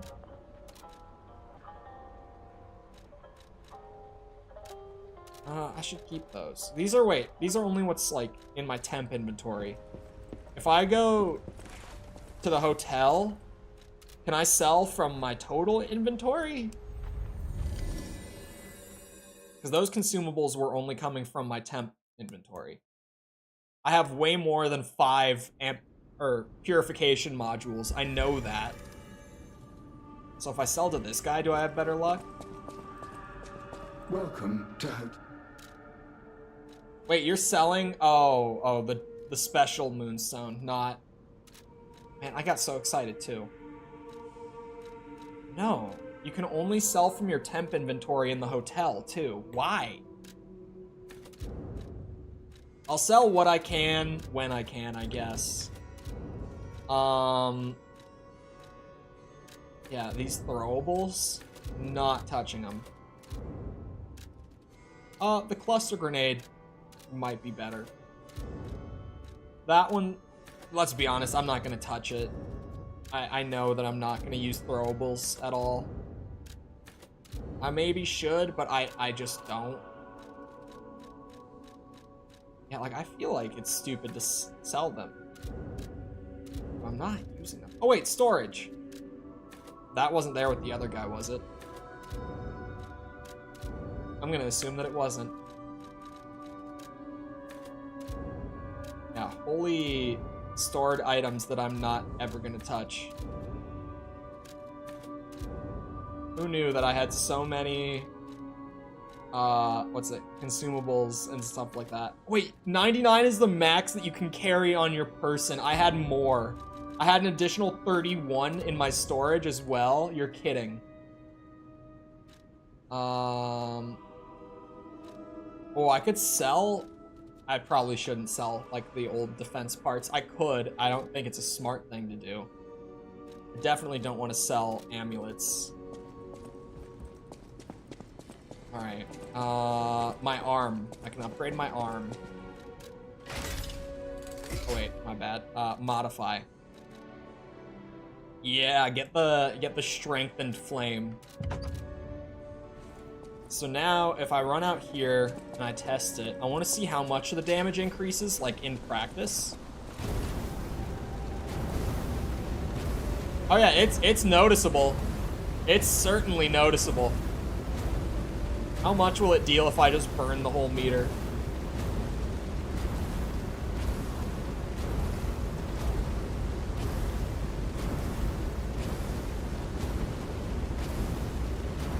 A lot. Wow. A lot is the answer to that. Over 6,000 is a ton of damage to be able to do from, like, a safe range. So in theory, if I did use the advanced crank, right? Because I do, yeah, if I use cranks on this, I could get better scaling. It's just... I mean, the dagger handle is really good. Just because it gives you, like, such a fast moveset.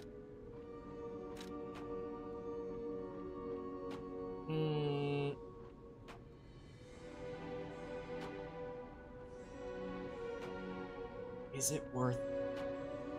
'Cause I think it might be. That's the acid spear handle. I think I am gonna at least use the advanced crank. I mean, the motivity crank would just increase my physical damage. Oh, wait. It would also bring down my advance. It doesn't say it will do that, but it will. Like, it doesn't say it on the little graphic up there, but if you look at the actual breakdown of what changes, it will bring the advance scaling down. Alright, I'll just stick with scaling the advance and nothing else. Oh, and I can get a level, so I can not be heavy anymore? Let's go. Give me that level. Capacity. I'm gonna need capacity even more once I get my next piece of quartz too, but I'm just not gonna think about it for now. Cause yeah, once I get the next piece of quartz, I'm gonna be getting the thing that allows me to wear a third amulet. So I'm gonna need to get more capacity to not be heavy at that point. But I'll get there when I get there. Cause right now, I would like to round my health out at 30. I would like to just call it at 30 vitality and be like, that is all I need for the rest of my run. I guess this isn't a mini boss. Because he respawns. This is just a new normal enemy. I'm stuck. Like, I literally... There we go. I was able to wiggle out. Oh my god! I'm dead! I'm dead. Just like that. Jesus. Getting stuck with him and the others, just wailing on you, is not pleasant. Alright. Let me back in there. I can handle these bitches just fine. Come on now. That was bullshit and you know it. See, that is just the dumbest move. Because he doesn't do it every time either. I was waiting for it last time and I tried to parry it, but he never did it.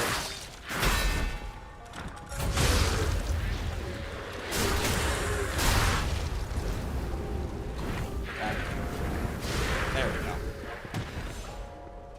Drops Moonstone.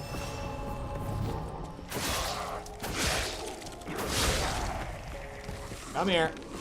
Cleaning house before I move on, just because you deserve it.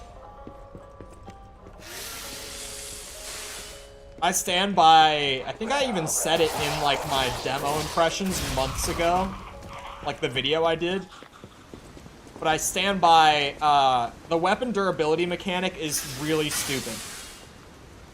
Like, it really doesn't serve an active purpose in the gameplay. It's just there because having the saw blade thing on the arm is cool.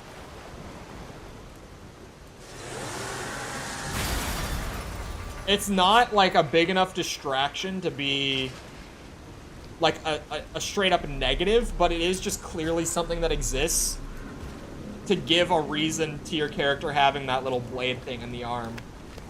Is this a gank fight, or is it just gonna be one of you? Oh, that's the coffin? Is he carrying around the coffin? That's kind of sweet. I won't even lie.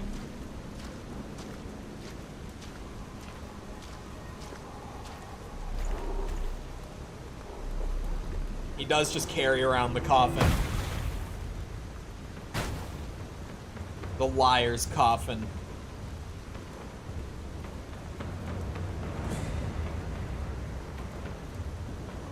How many of you am I actually fighting? Exactly. Is it 2 of you? Looks like it might be 2 of you. Now, if you think... You ain't seen nothing like my brother. Or just the eldest?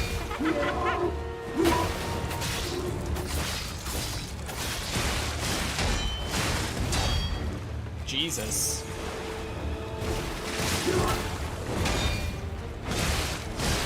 Whoa. Slow down, bucko. Okay, this is parry heavy. Very parry heavy. Shit. Boy is mine! Mine! Root for me, buddy!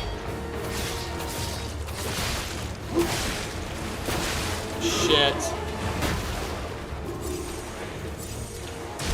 Oh!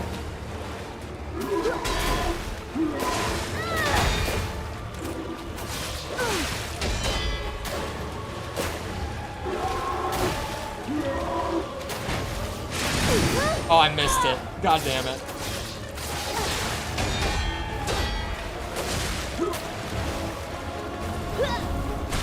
Shit.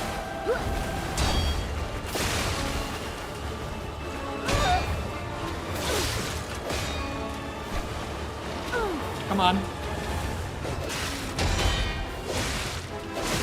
Ah, god damn it.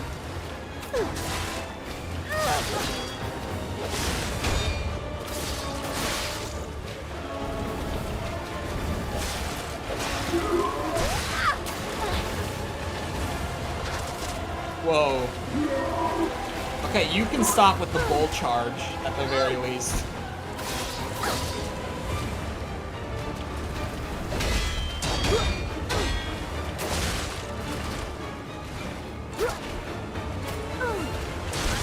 Oh god.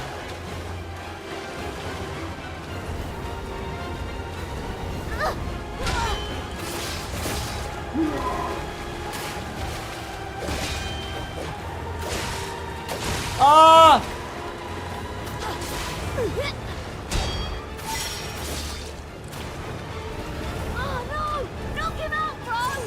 Okay, they're gone.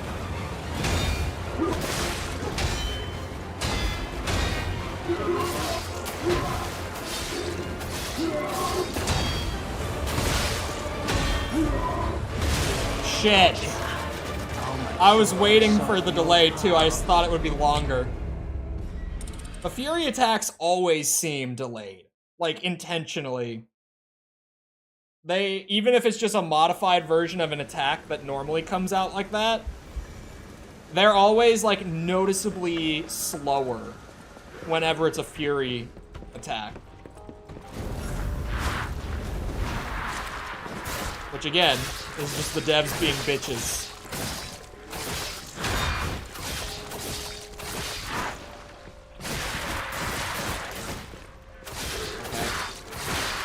Okay, now.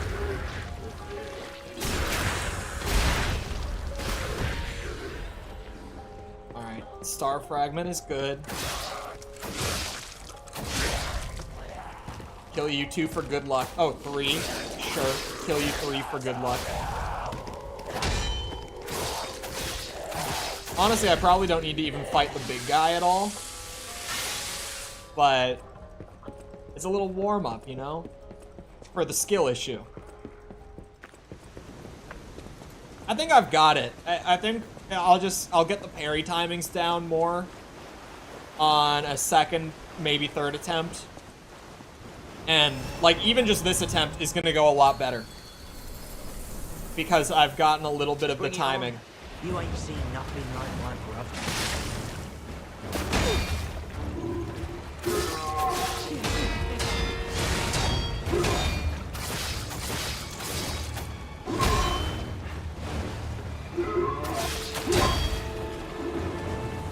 I'm just gonna heal that.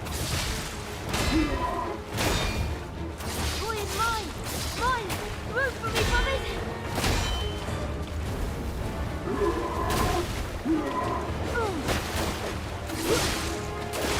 Oh, I always forget about the little launcher at the end. Oh, god damn it. Every time.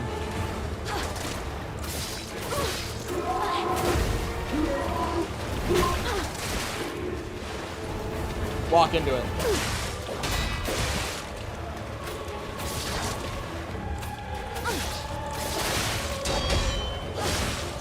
Shit. Oh, big bitch. Okay.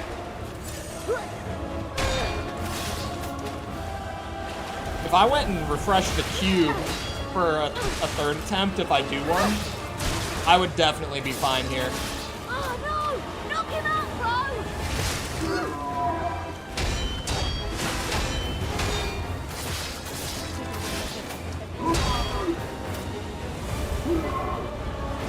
Oh, that has a lunge with it. Come on! You played nice with the others. Don't you want to play with me, Mr. Puppet? Come on. Let's see it. New guy.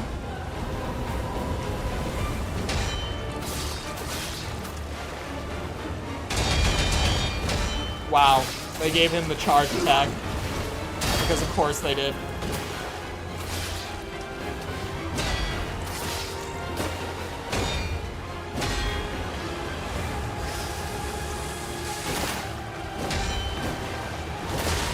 Okay. Oh, I hear him. Oh, God.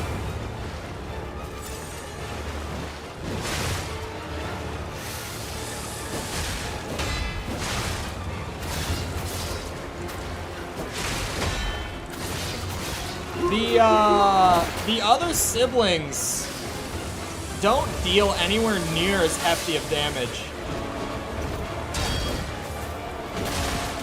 Why does that send me flying back and break my guard when blocked?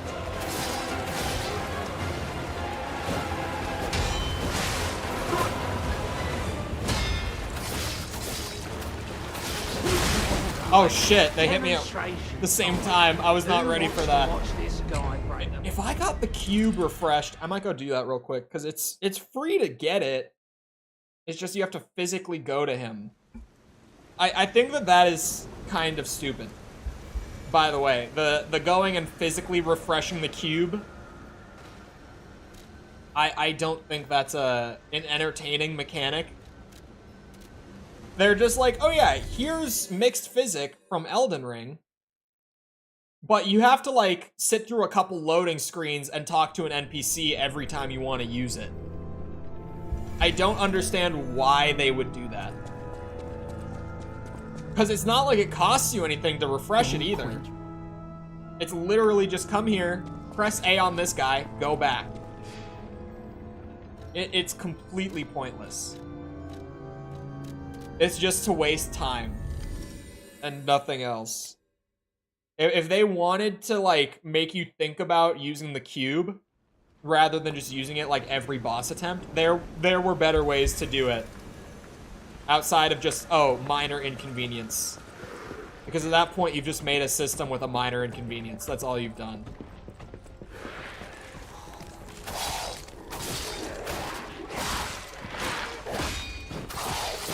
Oh, he runs up? Okay. I'm glad that you run up here.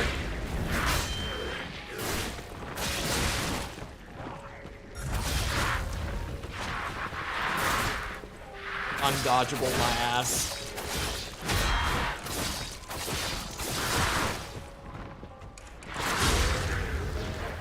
Yeah, that used up way more health than it should have. If I had known that he would run up, I would have just fought him down here. That was not fun. I can't believe that Korn summoned for this boss. I think this is a great boss. I would not have summoned for this. Because it also, like, it feels really good just to learn the parry timings of it. It's like a satisfying rhythm. And I like that it's, like, multiple different attack patterns that come in with the siblings and stuff, too. I should have used the cube before I stepped through. Bring it on. You ain't seen nothing. Because now I'm probably going to take a free hit. Or not. Can you give me a second? I didn't prepare before walking through the door. Thank you. Oh, whoops. Oh, whoops.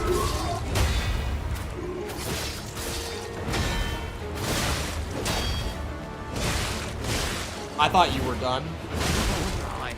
And I'm dead! I have to go refresh the cube! Watch this guy break them. Oh, the cube is bullshit. Bro, is it even worth it? Is the cube worth it? Like, alright, I'll entertain it a little bit. But I am going to stand by... Like, clearly they just wanted you to have to think about using the cube more. But man, it doesn't work. It's just... They took, like, probably the worst approach to doing that they could have.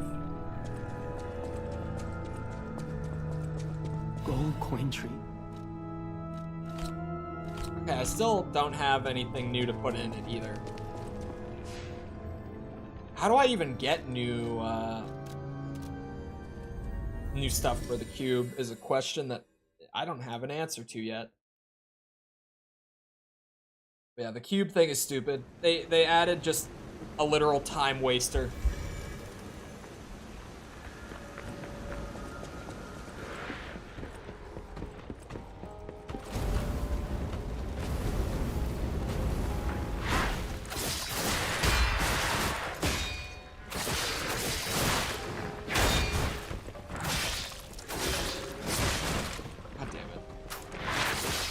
On consoles, it's even worse too, just because you have to sit through like 2 loading screens to refresh it.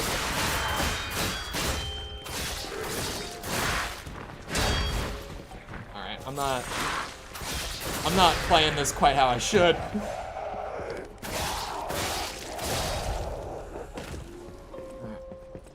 Do it just because I can. Free ergo is free ergo, thank you! Thank you! I will be on my way. It also tops up the flamberge a little bit. They're the weapon.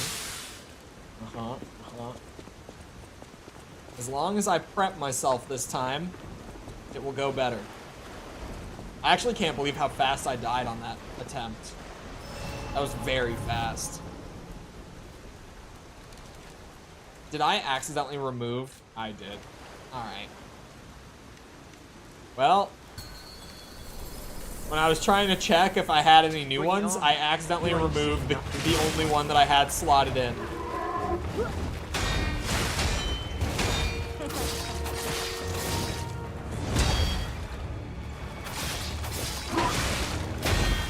Jesus. Oh, Jesus.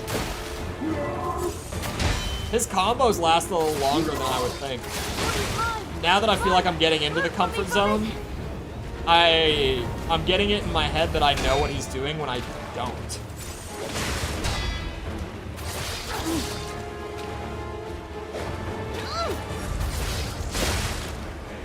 Come on.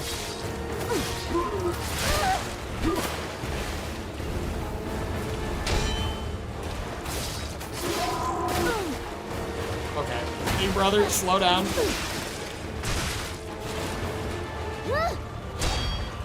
Oh no! Knock him out, bro!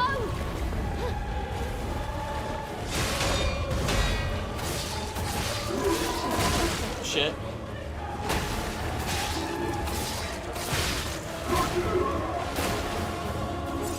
I feel like I need to keep the pressure on him too for the acid to proc. Shit. Uh-oh. Come on! You played nice with the others. Don't you want to play with me, Mr. Puppy? Yeah. Yeah, let's go. Come on. Walk into the flame cloud.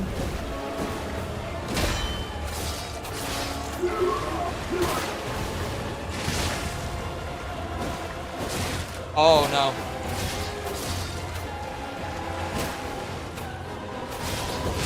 There it is.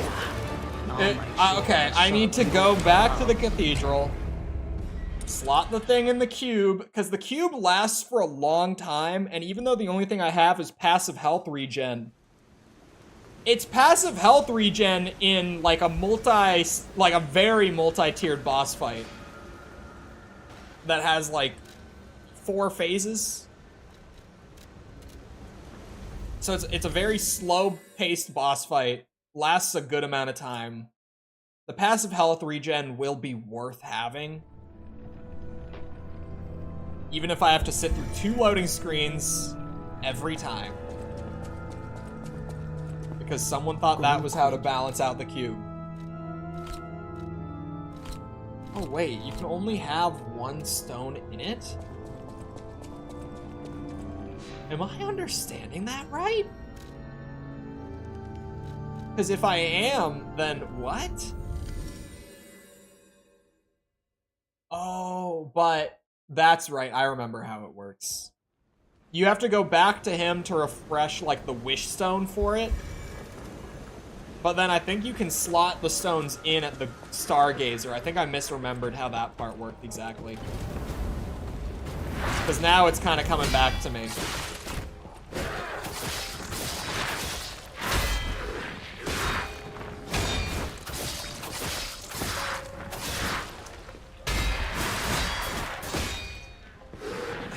Come on.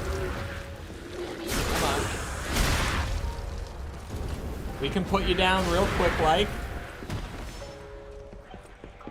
No wasted heals necessary this time. I played it right.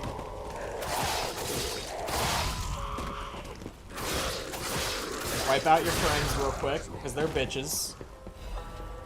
Get my free moonstone. In case I ever want to try out a new weapon, I guess.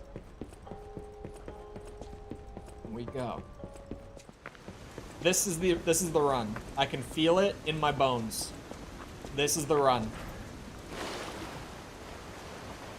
We're gonna get the whole way through, even though I haven't seen the inevitable 3rd sibling that's gonna drop in on me. I can just feel that this is the run. Come on, let's do it. Bring it on. You ain't seen nothing like my brother. Oh, nice miss. Oh, that's right. That was a fury attack.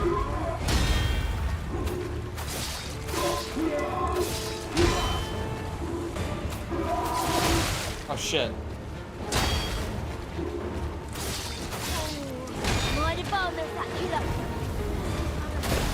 That's different from what you've said before. What? The dialogue changed. Oh god.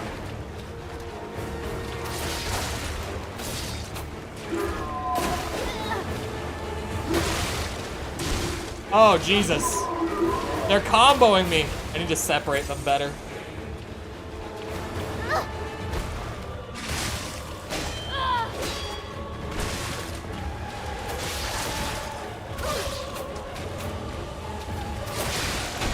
Trying to proc acid on you. Oh shit. How did I manage to parry you before and now I'm not parrying at all?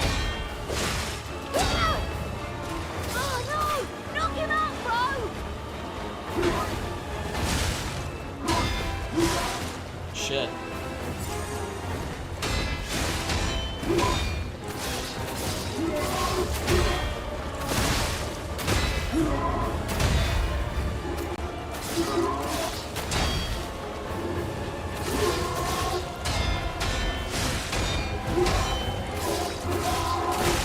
Where's the spear guy?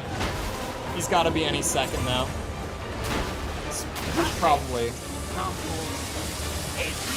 Oh, do they have them on timers too? Regardless of the health? Interesting. Is this a DPS check then?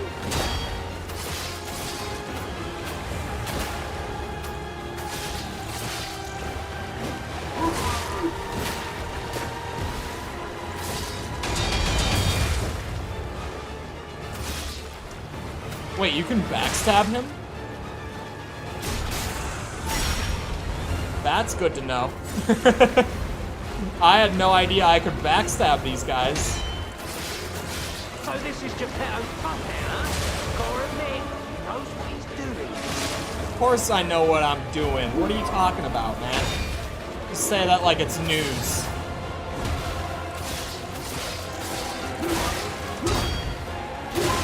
Jesus. Oh shit, you just keep going.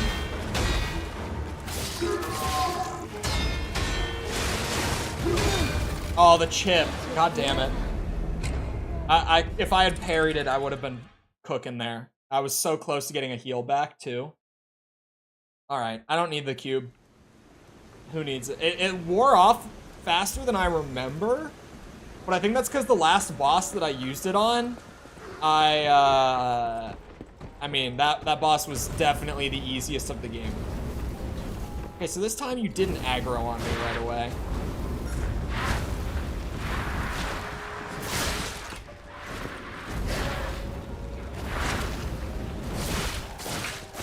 I knew the second tick was coming. I tried to parry it.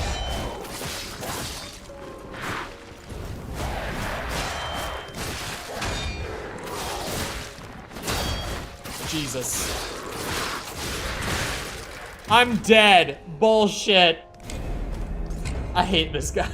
Because if the other ones aggro with him, it can be pretty bad. You can just get stuck up against the wall like that, and like, yeah, you can try to spam parry all you want, but it's over at that point. Alright. Interesting that you don't lose all of your ergo. I didn't know that if you don't get to your ergo pile, you retain some of it.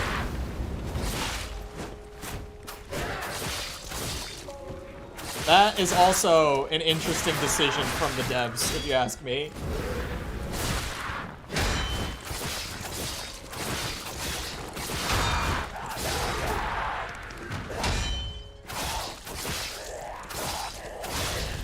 Alright, I'm gonna have to use a heal early. Not exactly how I want to use it, but skill issue. I could probably just run past them entirely, go straight to the boss. But I could also just learn the boss, you know, just not be shit at this boss, and I'll be fine.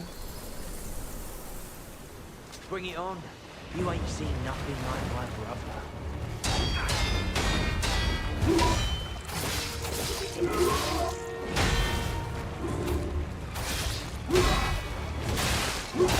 That combo still messes me up. Oh, Jesus.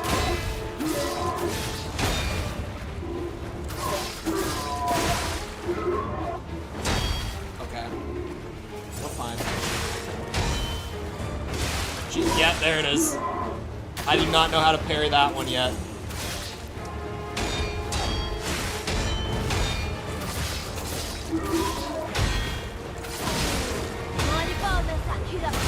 Oh, that's not dodgeable. Oh, that's how that works.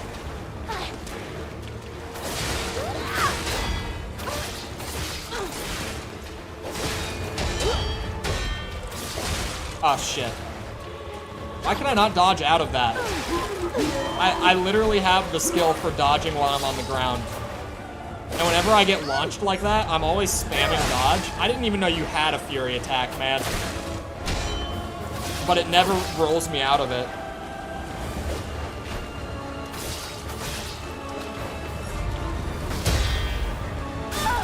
Oh, if you parry it, you get a free backstab. Kill the child. I would if I could.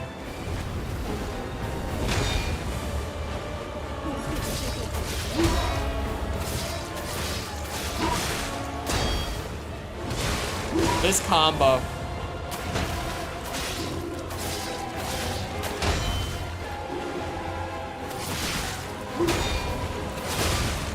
Uh-oh.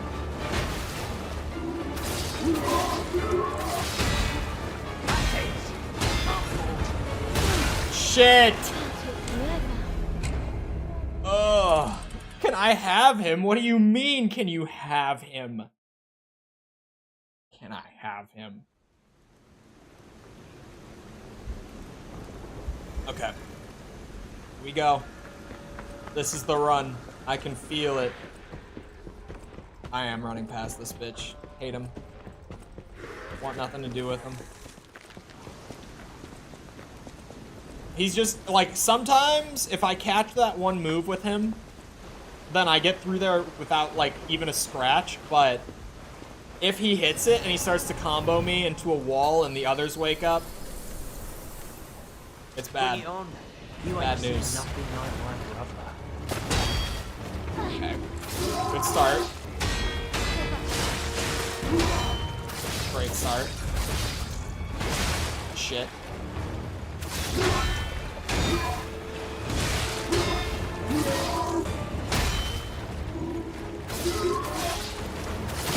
Come on now.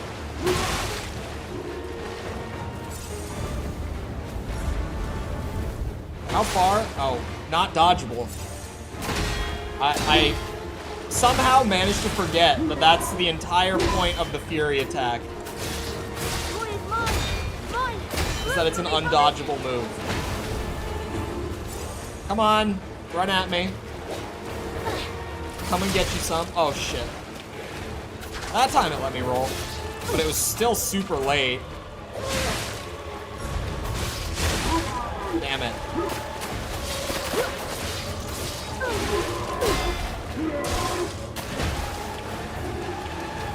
Yeah, you're still on the ground for a while with that one. Shit.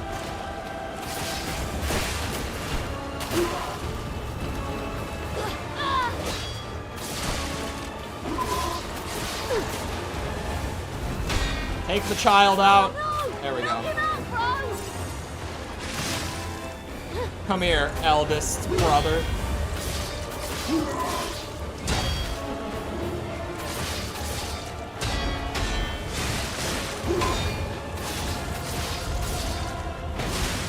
Shit. Come on! You played nice with the others. Don't you want to play with me, Mr. Puppet? Oh no!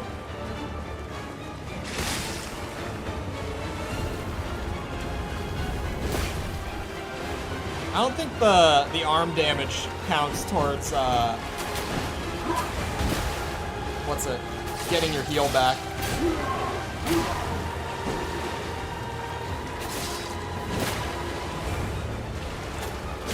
Shit! I was stuck in my recovery frames. Damn it. I was close. Yeah, you can start dodging pretty well to try to get that last heal without risking like death to chip damage if you were to parry everything. In general, it's probably safer to dodge. But the parrying is flashier and like it's high risk, but it's really high reward once you can start to figure it out. I feel like, wait a second. Wait, that's so weird. I only just noticed it because it's such a small thing. But when you jump in this game, it doesn't cost you any stamina. Your stamina just starts regenning like it otherwise would. Just a strange oddity I never caught before. You ain't seen nothing like my brother. Oh, I thought I was hitting it.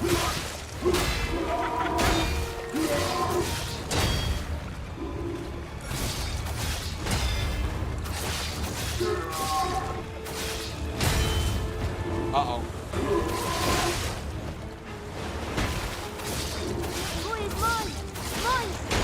There we go. Come on, child.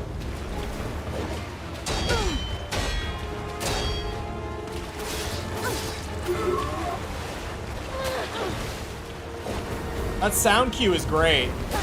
I'm doing the rest of the fight. I guess you could do that. I haven't tried that. That's not the worst idea, actually.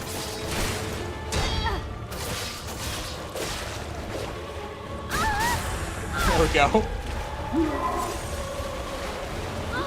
Oh, shit! You got unstuck sooner than I thought. Oh, welcome back, Rick. How's it going?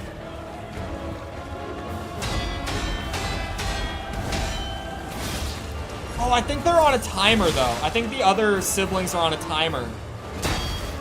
Only because the spear guy came in, like, earlier than normal once, health bar-wise, and literally said, like, I'm bored. I think that they do... I could be wrong.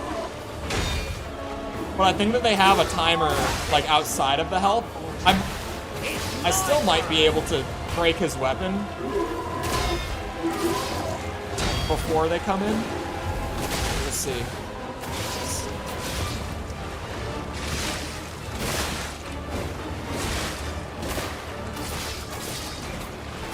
Okay, ow, ow.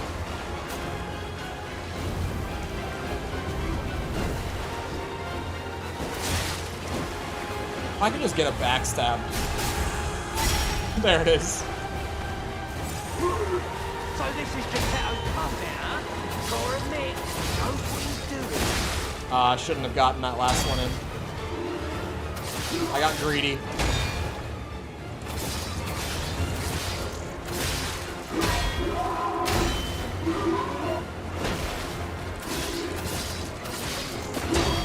Damn it.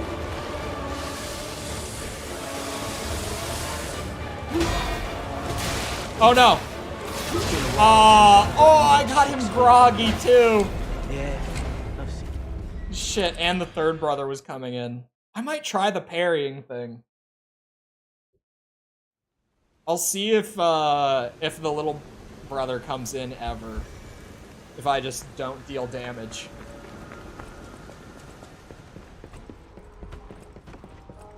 So that could be a move. Screw that big thing. I don't even know why. They put the shortcut there, which is great. But then, they put, like, practically a mini-boss between you and the boss fight anyway. Killed this boss with all 3 ads out. Yeah, summoning in this fight. Oh, shit. I went in for an attack when I shouldn't have. I can do a little bit of damage when it's, like, absolutely free. Oh, shit. This combo messes me up. Every time. That one deals a ton. Summoning in this fight would make, a crazy night and day difference. Because it's always really helpful to summon, but even more so for gang fights. Okay, there we go.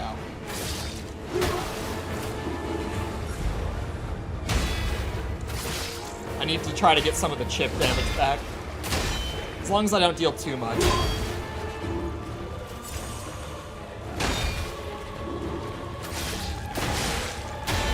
Oh, so much for that about that. I'm very good at this. Come on. I guess they're not on a timer. I must have just been interpreting wrong the one time the guy said I'm bored. Oh wait, I'm out? It's been a while since shit. I've got anyone 6 feet under. If a game is fun enough, I usually go back and really learn. I like learning on the first time through. Only because, like with summons and stuff, especially. Just because... what's it? I feel like I just enjoy the learning. I don't have a reason for the learning. I prefer to not summon so that I can at least like fully experience the bosses on the first run. I'm kind of the opposite. Where like with Elden Ring, you'll see me summon on like Margit and stuff whenever I run through it now. Bring it on. You ain't Whereas I never did any summons my first run. Just because sometimes I'm like, yeah, I don't want to sit at Margit for like 30 minutes. I just want to get it done. I am new sub. Are you new sub? Oh shit.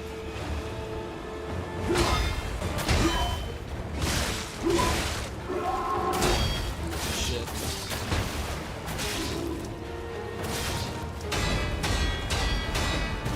I feel like the weapon break could definitely work. But I don't think my parries are consistent enough to do it.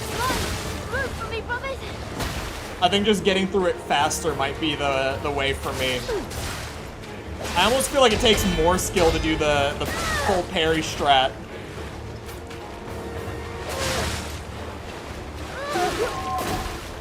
Unless you're really, really good at parrying, and you're terrible at finding like safe windows for attacks. In that case, maybe. Oh, shit.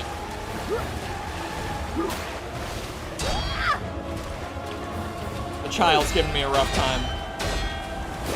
Oh, god damn you. I always forget that kick is coming somehow.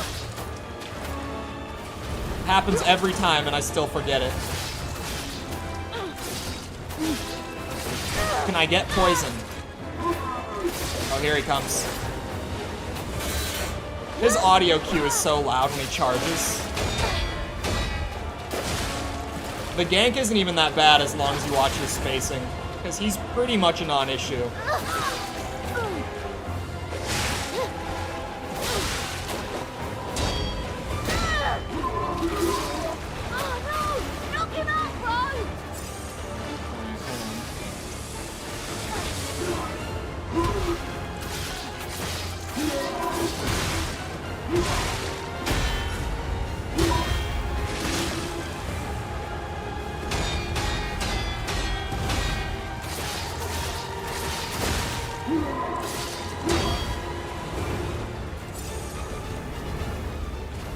Set him on fire, maybe?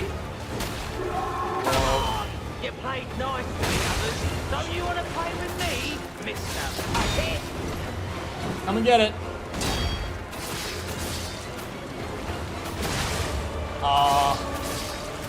I wanted that damage back.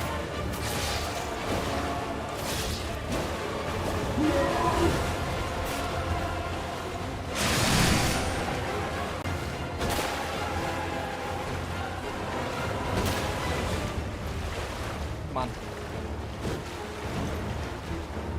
I know better. I know what to do with this bitch.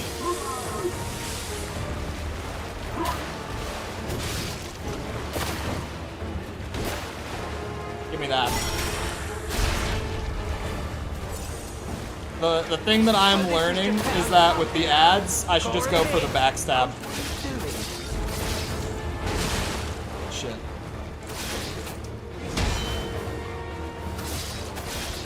Oh, that was greedy. That was greedy.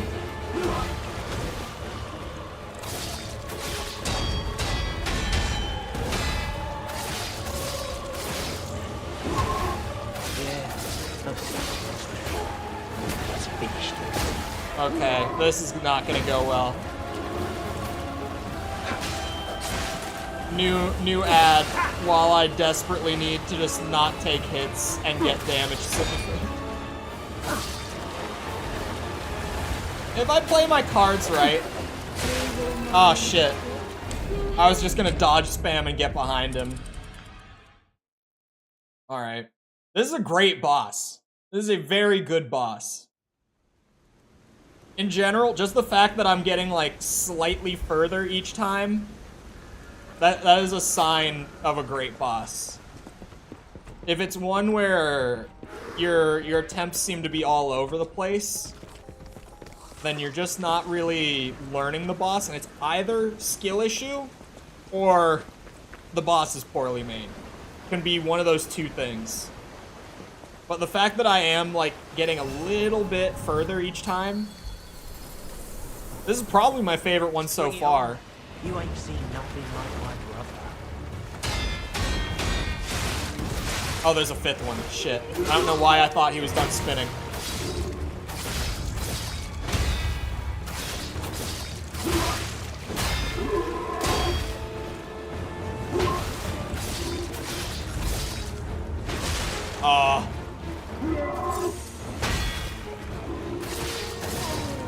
Mind if I lift that kid up? Fun. Ah, you son of a bitch. He gets those random lunges where I just don't think he can go that far.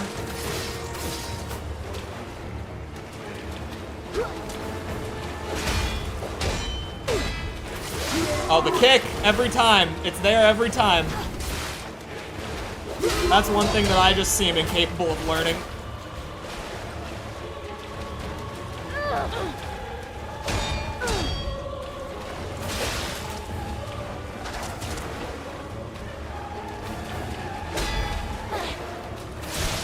Oh, I should just go for the backstab.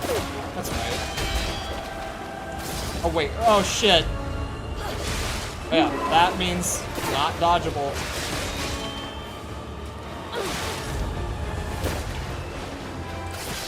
Son of a bitch. I don't even have a good enough reason outside of just, I feel like my muscle memory will carry it, but there's literally an indicator. I don't know what level I am. I think somewhere in like the 60s, maybe low 70s. I don't know.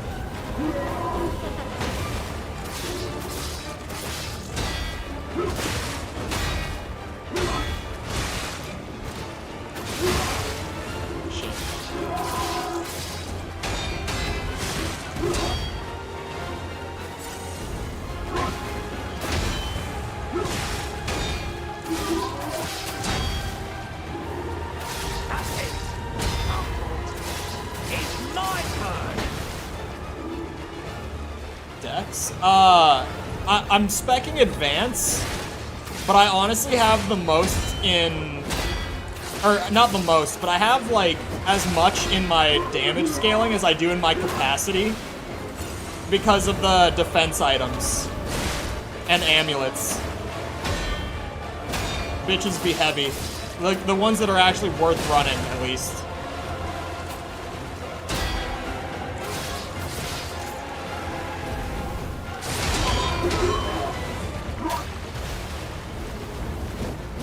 Oh, you have a spin too. That's a first.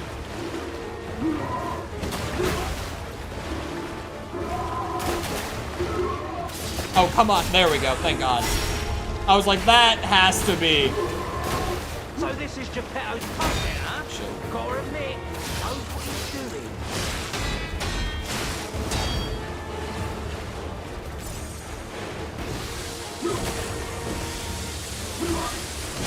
I thought I could get away with a little bit more.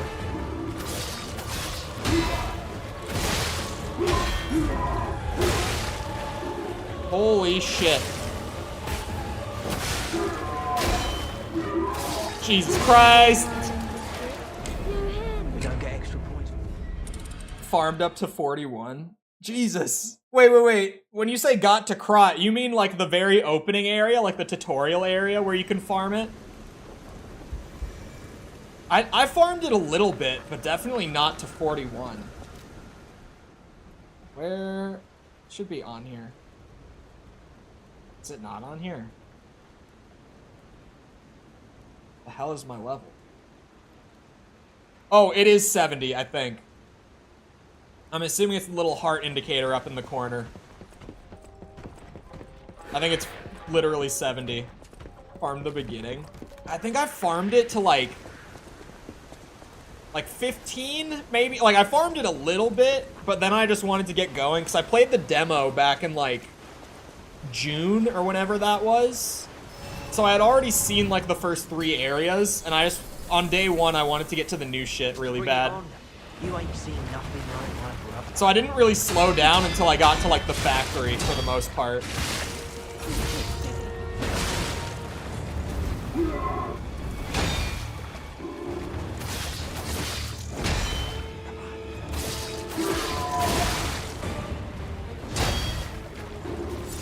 Feeling it. Toy is mine. Mine. Root for me, brothers. Even though I'm not hitting any of my parries, I feel the luck is with me.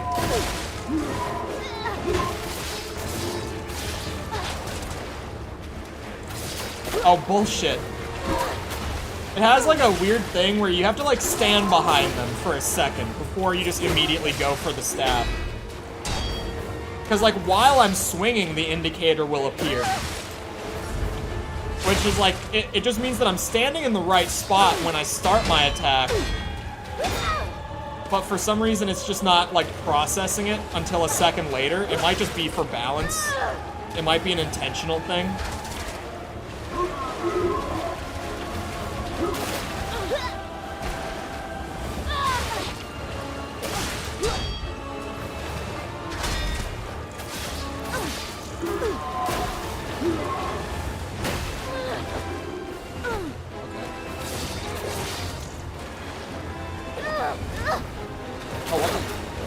They just showed their back to me.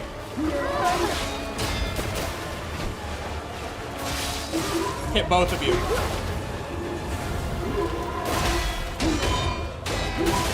Oh, bullshit.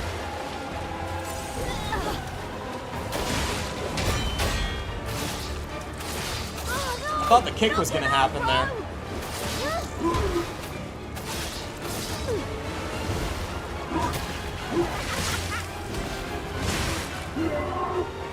Whoa.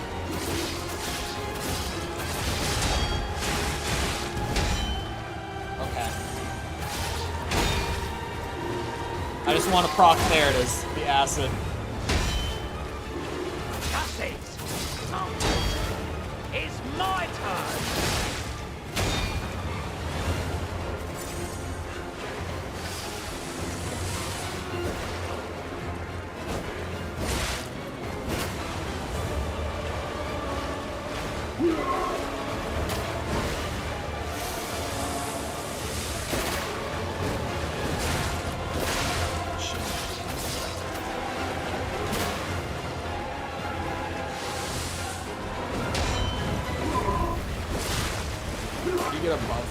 I don't know where I got the 4th one. Like, full honesty, at one point it was kind of just there, and I hadn't even done anything to get it. Beyond that, it's mostly through the P-Organ upgrades. Like, I could have 6 if I had invested in them, but I invested in other things instead. Because I can definitely get away with 4. In most cases. This boss is the most trouble I've had in the entire game so far. Gotta admit, knows what he's doing.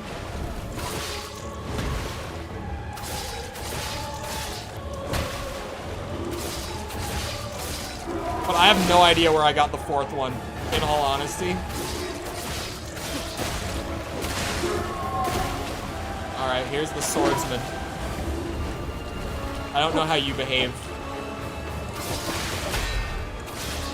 And that scares me.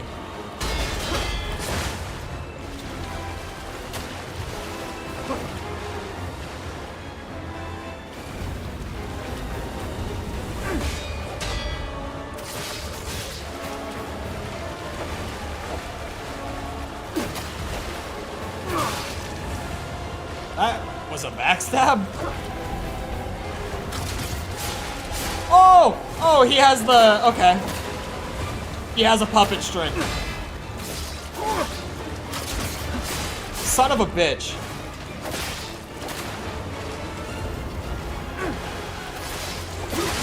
Aw. He makes me want a puppet string now. Him yanking me in like that. That's bullshit. It's sweet.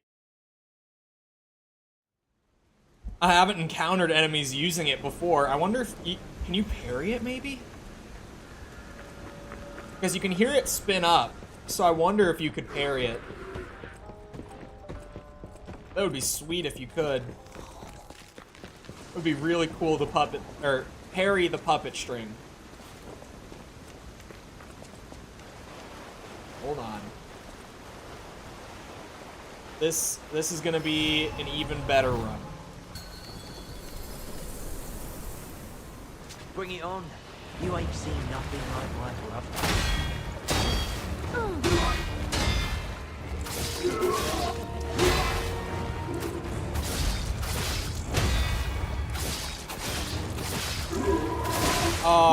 I way rather would have parried the whirlwind than that.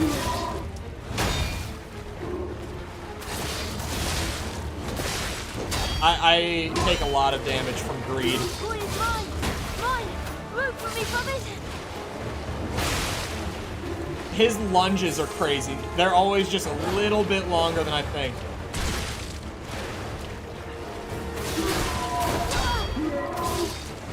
Like that.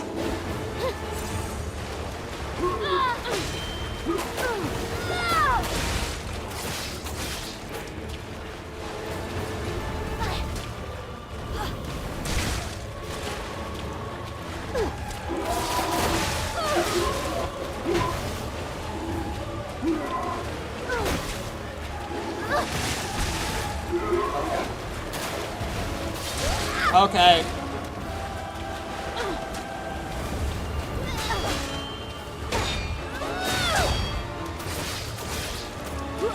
God damn it, I want to proc poison on this kid. Oh no!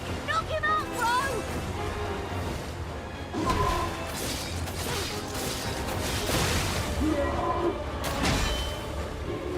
Poison on you. Oh. At least he's poisoned.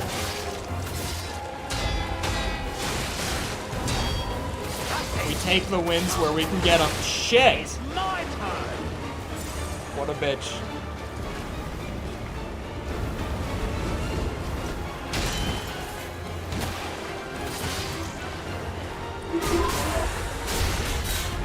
If that had hit me, I was gonna be so pissed. If it had hit me like coming out of the backstab.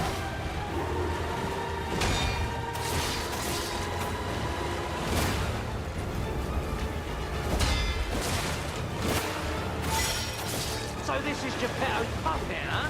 Yup. Or a Nick knows what he's doing.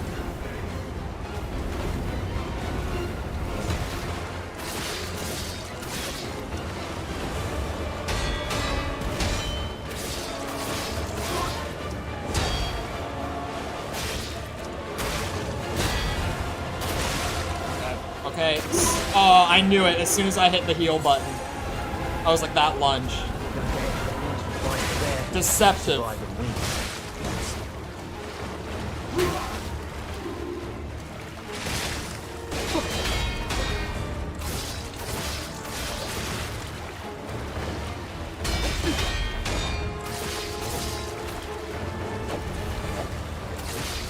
Get poisoned. There we go.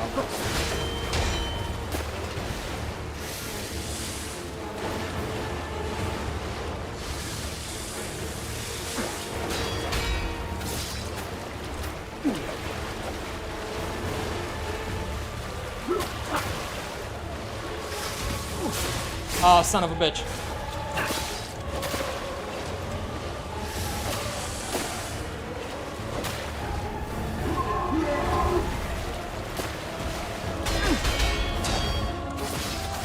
You're no bastard.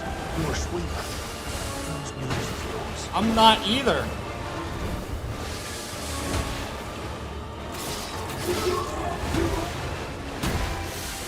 Whoa, whoa, whoa. Okay. Slow down there, big man.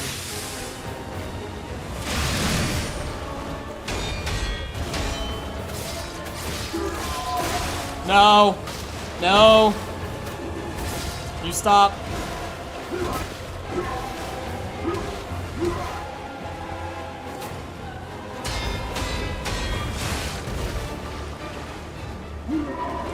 No, that was stupid of me. Shit! It was close. If I'd gotten up to the heal, if I had just played that better. The swordsman brother is not that scary. I thought he was a lot scarier than he was the first few times that I saw him. He's really not bad. None of the brothers are that bad, aside from the actual boss. As long as you're just spacing properly and being patient, they're pretty much free. They really don't deal much damage. Their health bars aren't that big. You just have to be patient with them, which I am not as patient as I should be with them, admittedly. Bring it on. You ain't seen nothing Alright. like my brother. A little early.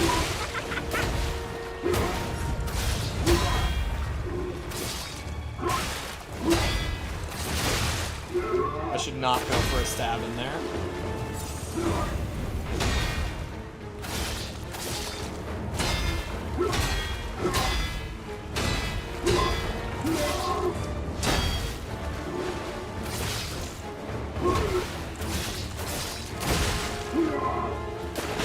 Shit. Come on. Come on.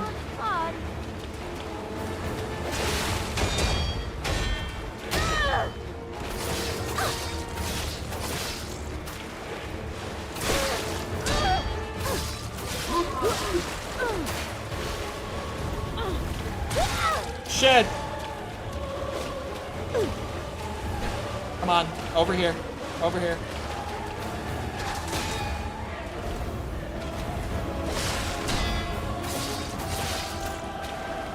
Over here. Yeah.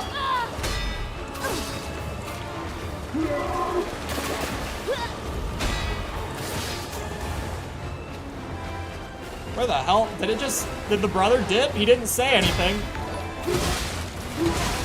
J.O., thank you for the sub. Are you shitting me? I should have parried. I didn't even think. For some reason, I thought I could dodge it. That was a really strong start. Wait, what the hell? Did it play the zombie animation? Why did it do that?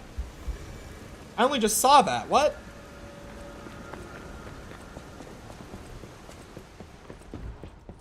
That's odd. Did my alerts, like, reset for some reason? I'll have to check that. What? Anyway, thank you. It played, like, the default animation for subscribing. I guess it must have reset. That's weird.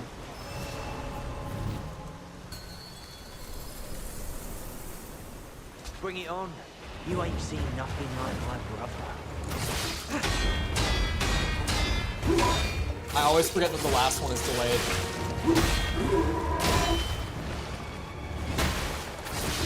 Parrying his whirlwind is very easy. I just forget about that last hit being delayed.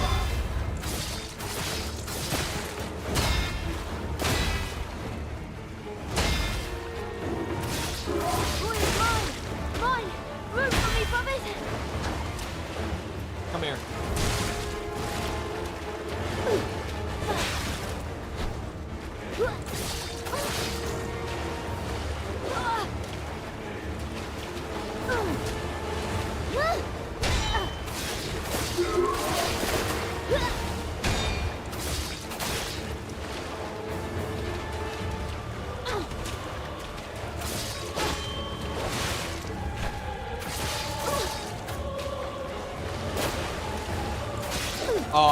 If only I wasn't doing a dodge attack. Shit.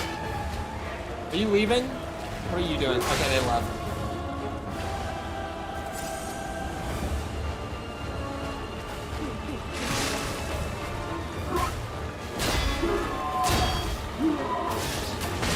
Oh, I was early on the dodge.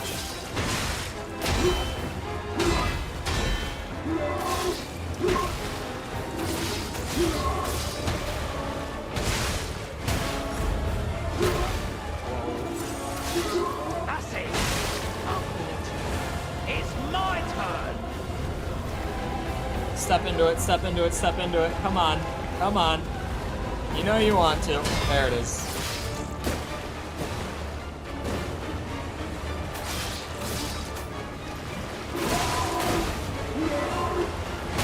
Oh, bullshit! His lunge is actually crazy. It does not look like it should be that long.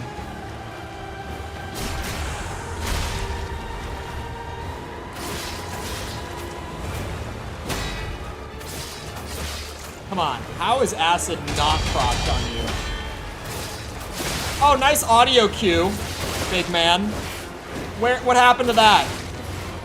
You just silently going in for charge attacks now? Just changing up the rules mid-fight?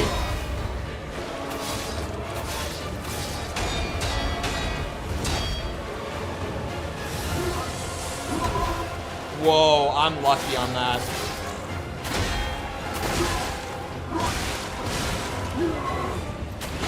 And very not lucky on that. Holy shit.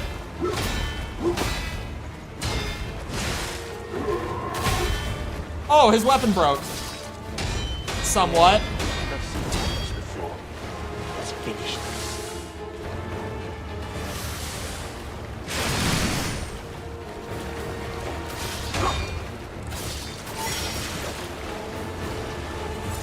Okay, that's better.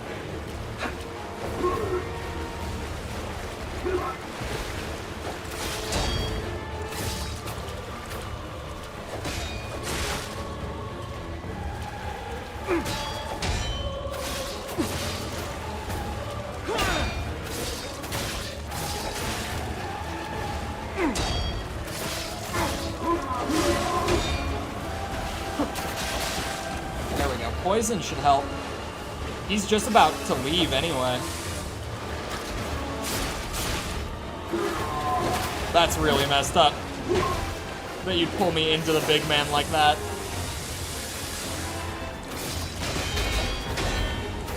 You're no bastard. You're a sweeper.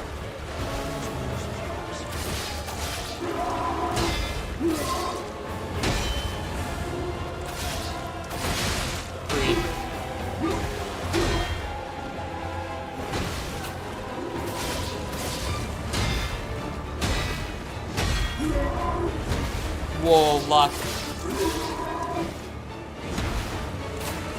Oh, there we go.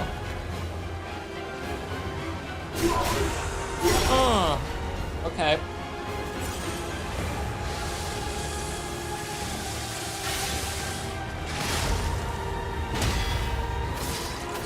Okay.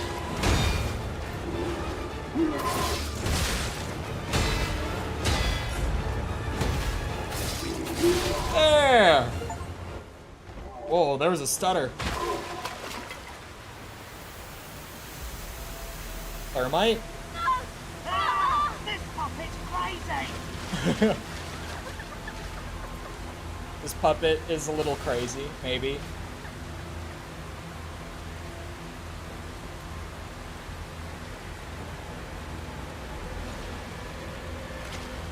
That was definitely the hardest, but that was also definitely my favorite fight. Oh, you're taking the big sword, huh? Damn you. You'll pay for that.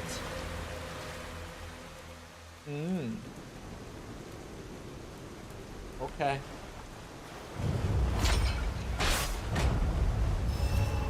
Resplendent ergo chunk. What can I get with it? That is just immediately the question is, what do I get? Oh, apparently there's a quest here? Alright, just making sure that none of my previous quests, like, had anything new before I left. Go get a skill point. I think I still need one more level of capacity, unless I'm misremembering. I think I'm still slightly heavy. Oh no, I'm not. We got the capacity handled. I'll use my power to help you. There also should be new dialogue, I think. I'm not 100%. Shit. Yeah, I definitely could use more advance. My damage scaling being better would be really nice.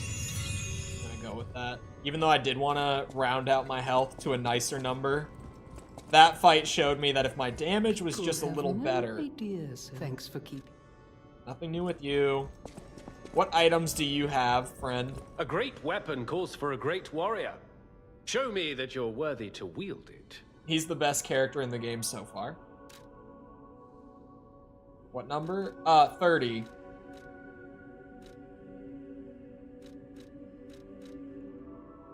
Oh. Are you shitting me? You're telling me that boss doesn't even have a boss ergo? Resplendent ergo is what? Just a 3000 ergo chunk, I guess? It's just a generic ergo chunk? God damn it. That is so disappointing that that is not a unique ergo drop. Does anyone have new stuff? At the house of Anini. You don't. Wait, what? The house. I don't have any new collectibles. I didn't check with you. Welcome to... No one seems to have new stuff. They aren't puppets. I always will. Okay, maybe fair on that one. I know my way. Damn it, I killed a boss and I deserve a cool new weapon. Or amulet. Either one works. But I guess there's not really anything here for me then. No quartz either. They said, here, take 3000 ergo. Be happy with it. For the hardest boss in the game so far.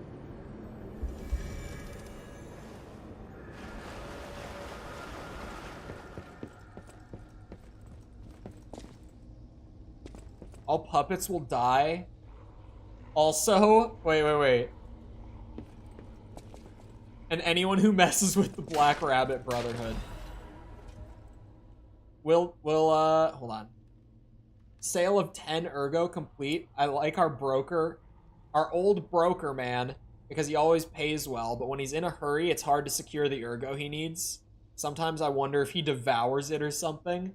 What does he need ergo for? Does he really eat it? No scribbling on the ledger, kid. The alchemists are asking for more gold coin fruit. It's not easy to get, so this could be a problem. I think the hotel guys are slowly catching on to what's going on. We can physically clash with them, but that's a last resort. Our siblings' safety comes first. Aw, how touching, bro. Shut up.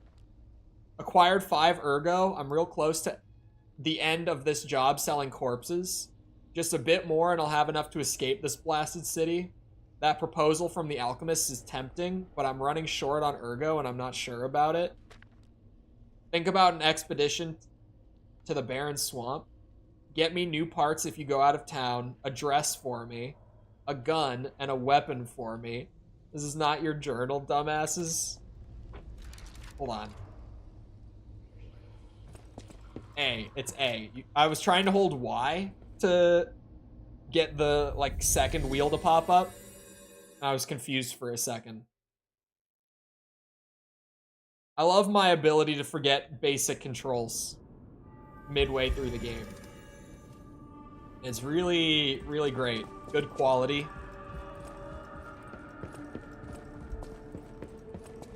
Geppetto, you want to pay me some quartz for killing that guy? Maybe. Just an idea. Get me that new amulet slot I want. You're back. The Malam district was as grim as we feared, was it not? It wasn't that bad. But with the Black Rabbit Brotherhood out of the picture, we can focus elsewhere. And why not strike at the root of the problem? The King of Puppets' lair is on Rosa Isabel Street. Perhaps the puppet frenzy will come to an end if we can take down their king. Perhaps. Go to Antonia and get the key to Rosa Isabel Street. I already let her know you'll be coming by. I always remember these favors. The nod. For me. Though it pains me to send someone so precious into such peril. The city of Krat. Ask me any question. Okay, nothing new there either. Alright. I'll go to Rosa Isabel Street then.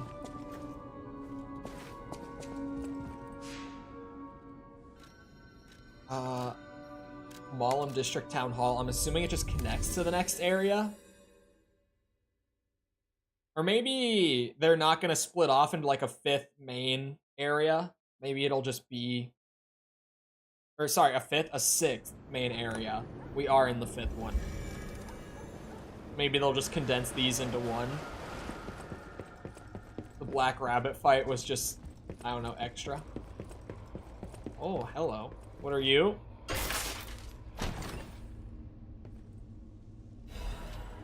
Son of a bitch. Okay. Yep, we're going back to the hotel. Hold on. Real quick. Because that's good. That's really good. That is just an amulet slot. Plus, I think I'm going to take the one that charge attacks deal more stagger. I don't charge attack super often. But I do. From time to time. Or maybe the guard regain one. Both are very useful in their own way. But I definitely think the increased stagger output is a big deal. And then I get the level 3 stuff open. Or stagger duration, but I feel like the stagger duration is fine right now. I don't feel like I need more. The destruction to weapons is good too. But it's really, like, that's for bosses, and it's not great for, like, general use. So is the stagger stuff, to be fair, now that I'm saying it out loud. Yeah, I think I'm just going with the better stagger output. And then... Enhanced Pulse Cell Recovery 2 could be really good. Shorten fruit-bearing time. Shortens the gold coin tree's fruit-bearing time. Increase cube uses. That's a solid maybe. The cube could be more useful if I got to use it twice. Oh my god, I need to get 3 quartz per tier now. I'm not even going to look at that until I need to. I'm not going to sit here and look at everything in depth right now if I don't even have quartz. I'm assuming the fruit bearing is going to end up being pretty good in one way or another if they have like a whole, like I guess, quote unquote capstone skill based around it. I accidentally pressed B. Oh, the woman at the hotel suddenly has a quest thing now. Don't know where that came from. I literally grabbed a piece of quartz and dipped. And now all of a sudden she has something. Hold on. Another loading screen. Just real quick. We got a couple more still in us. Alright, wheelchair lady. What is it that you want? Other than maybe a new painting. I heard from Geppetto. Rosa Isabel Street is ever so dangerous, I'm told. I hoped we wouldn't have to unlock the passage there. But if we want to stop this disaster once and for all, I fear we've no choice. Geppetto and I care about you very much, you know. Stay safe. For both of us. I feel like my time is slowly coming to an end. Why do you feel that? It's a nice feeling to know that someone waits for you. That someone cares. Please take care out there.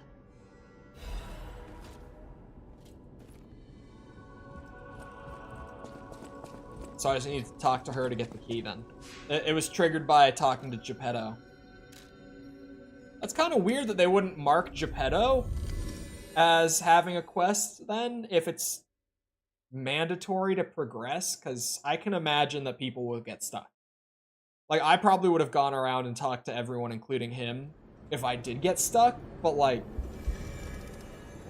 people will definitely get stuck, since there's no indication that you should speak to him. Seems weird to me that they wouldn't give you some sort of indicator for it. Stalker masks? Why did the stalkers start wearing animal masks? According to city historians, it was customary to wear animal masks in ancient Krat. It was one of the rituals to show off one's life when one fought the legendary rock titans.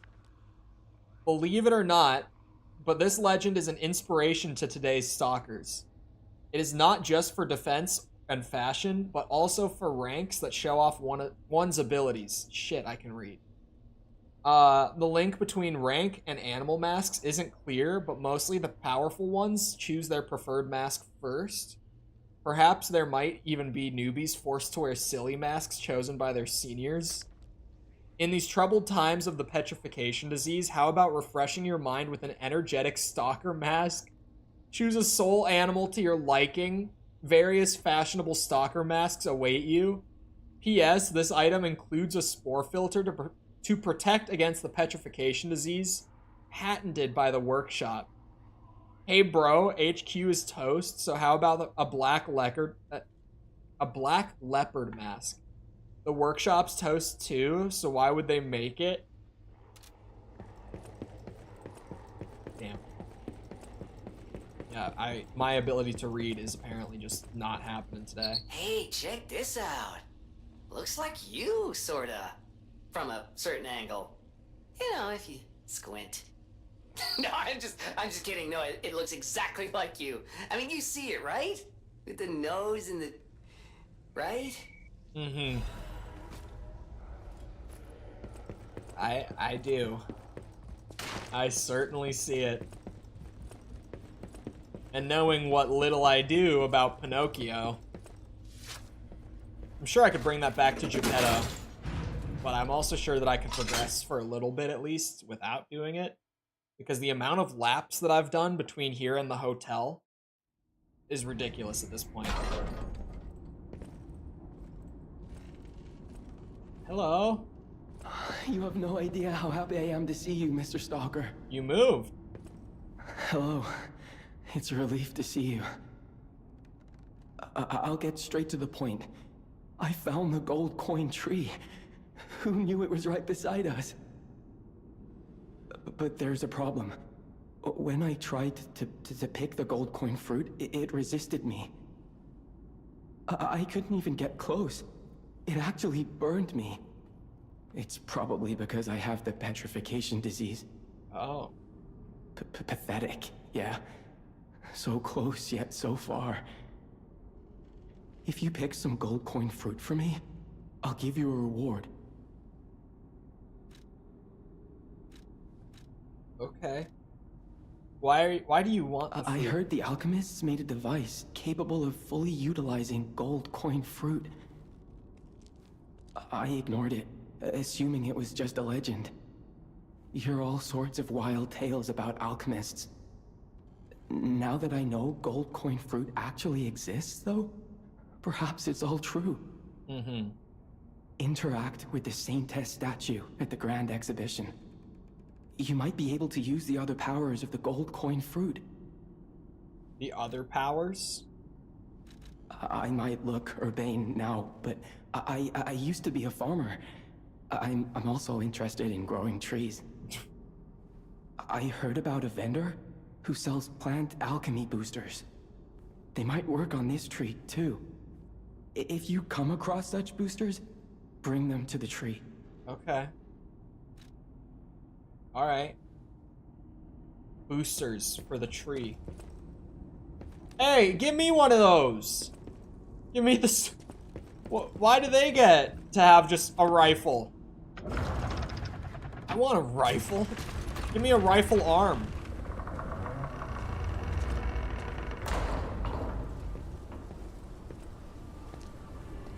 was playing the hotel music.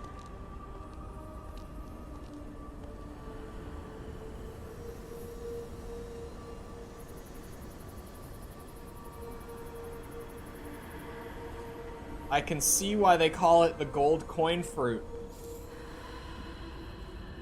I can definitely see why. Wow. I never expected to see the gold coin tree in a place like this.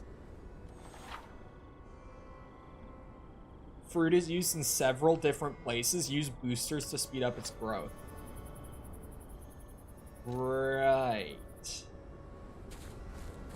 Timer mechanics in home console games are always interesting. We will see how this one works out, but I am heavily skeptical Stalker, just please. at seeing it. If you pick some gold coin fruit for me, I'll give you a reward. Here you go. I got a bunch. Oh, star fragments. Okay. How shit at the game did the devs think that people would be? Because, I mean, I just sold like 150 of these today. And since then, I've gotten another 6. And now I can just buy them. For the fruit that's on a timer mechanic. The devs really thought that you would need a surplus of, what's it called? Summons in this game. Increases max stamina over a set period of time. It should just say temporarily, not over a set period of time. Temporarily restores Legion. Increases Fable's charge amount for a set period of time. That's good. The Spectres. I'm not using Spectres. Holy shit, they really thought Spectres. Oh my god. Wow. I don't even have that many options. I might take the stamina one. Because I do fight really stamina heavy. So I'm going to take one of those. Thank you. And then... Okay, so this only uses one at a time. Stalker, please. Stalker. Why are you not refreshing my recovery wish stone? Do I have to buy one every single time now? You don't refresh it for free anymore? Did that mechanic get downgraded because of this tree? This goddamn tree? Is this the hotel? Wait a minute. Hold up. Oh. I now know why the hotel music was playing. Alright. Interesting. I was not expecting that one. So then, where do I go forward from? Where is Rosa Isabel Street? Oh, it might be... It might be out by where the dummy is, actually. Hold on. Let me go to Geppetto. With that portrait of the boy. Since I'm here. Because, I mean, we picked it up. And I don't know who else I would bring it to other than this guy. This portrait. I remember it fondly. Why is that? I thought it was lost forever. I had no idea the Black Rabbit Brotherhood had stolen it. To think that you have brought it back to me. Forgive a foolish old man his memories. Memories of a happier time, my son. I know just where to hang it in the hotel. I thought it was gonna be replacing Antonia's... Oh, it's in his office. Okay. I thought it was actually gonna replace Antonia's portrait. That would have been crazy. He's just like, yeah, you've got whoever it is that you stare at all day, but like, how about this portrait of my dead son? Okay, so it's not out here, but there is lore here. Great fortune to all visitors, rest for all travelers, blessings to all friends. So where the hell is Rosa Isabel Street? Where is it? Someone's gotta tell me. Because if that just looped back to here, and that gate isn't the way there, there might be a problem.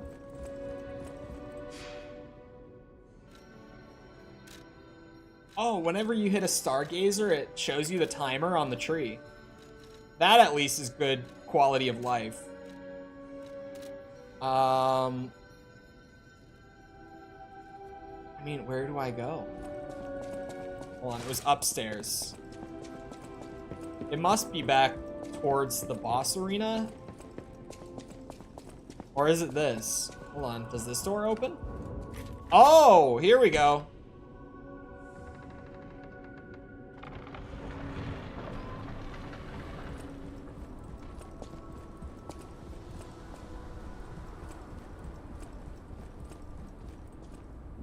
Hello? Oh, that's just an area transition, okay. I might stop here. Just because it's a good point to pick up on for next stream. Like, I could just run around here for like 10 minutes. But I think I would want to save it so that I can actually like fully explore it. So, oh wait, not close game. Title screen. So I'm just gonna save that for next stream. And I guess I'll just get an extra few minutes in on video stuff then. Anyway, on that note, I hope you guys enjoyed. If you did enjoy and you haven't done so already, feel free to go ahead and leave a sub, come back another time. We're doing this. We're doing a whole lot. We're doing Mortal Kombat. We've got like one story stream of that left. And then I'll probably play some multiplayer and just see if people want more streams of it or not from that point. We're doing Payday 3. We're doing Starfield. RE4's DLC just came out, so I'm going to be starting that soon.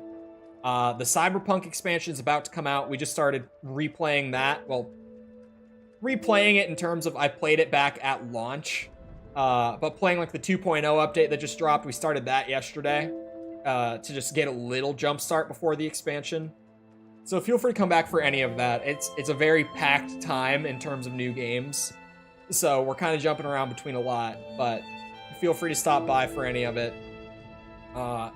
Also, if you haven't done so and you enjoyed the stream, feel free to go ahead and leave a like. Helps out a lot with algorithm and stuff, so I appreciate it. Even when the stream ends, it still turns into a video and like goes out to recommended and all that, so I appreciate it a lot.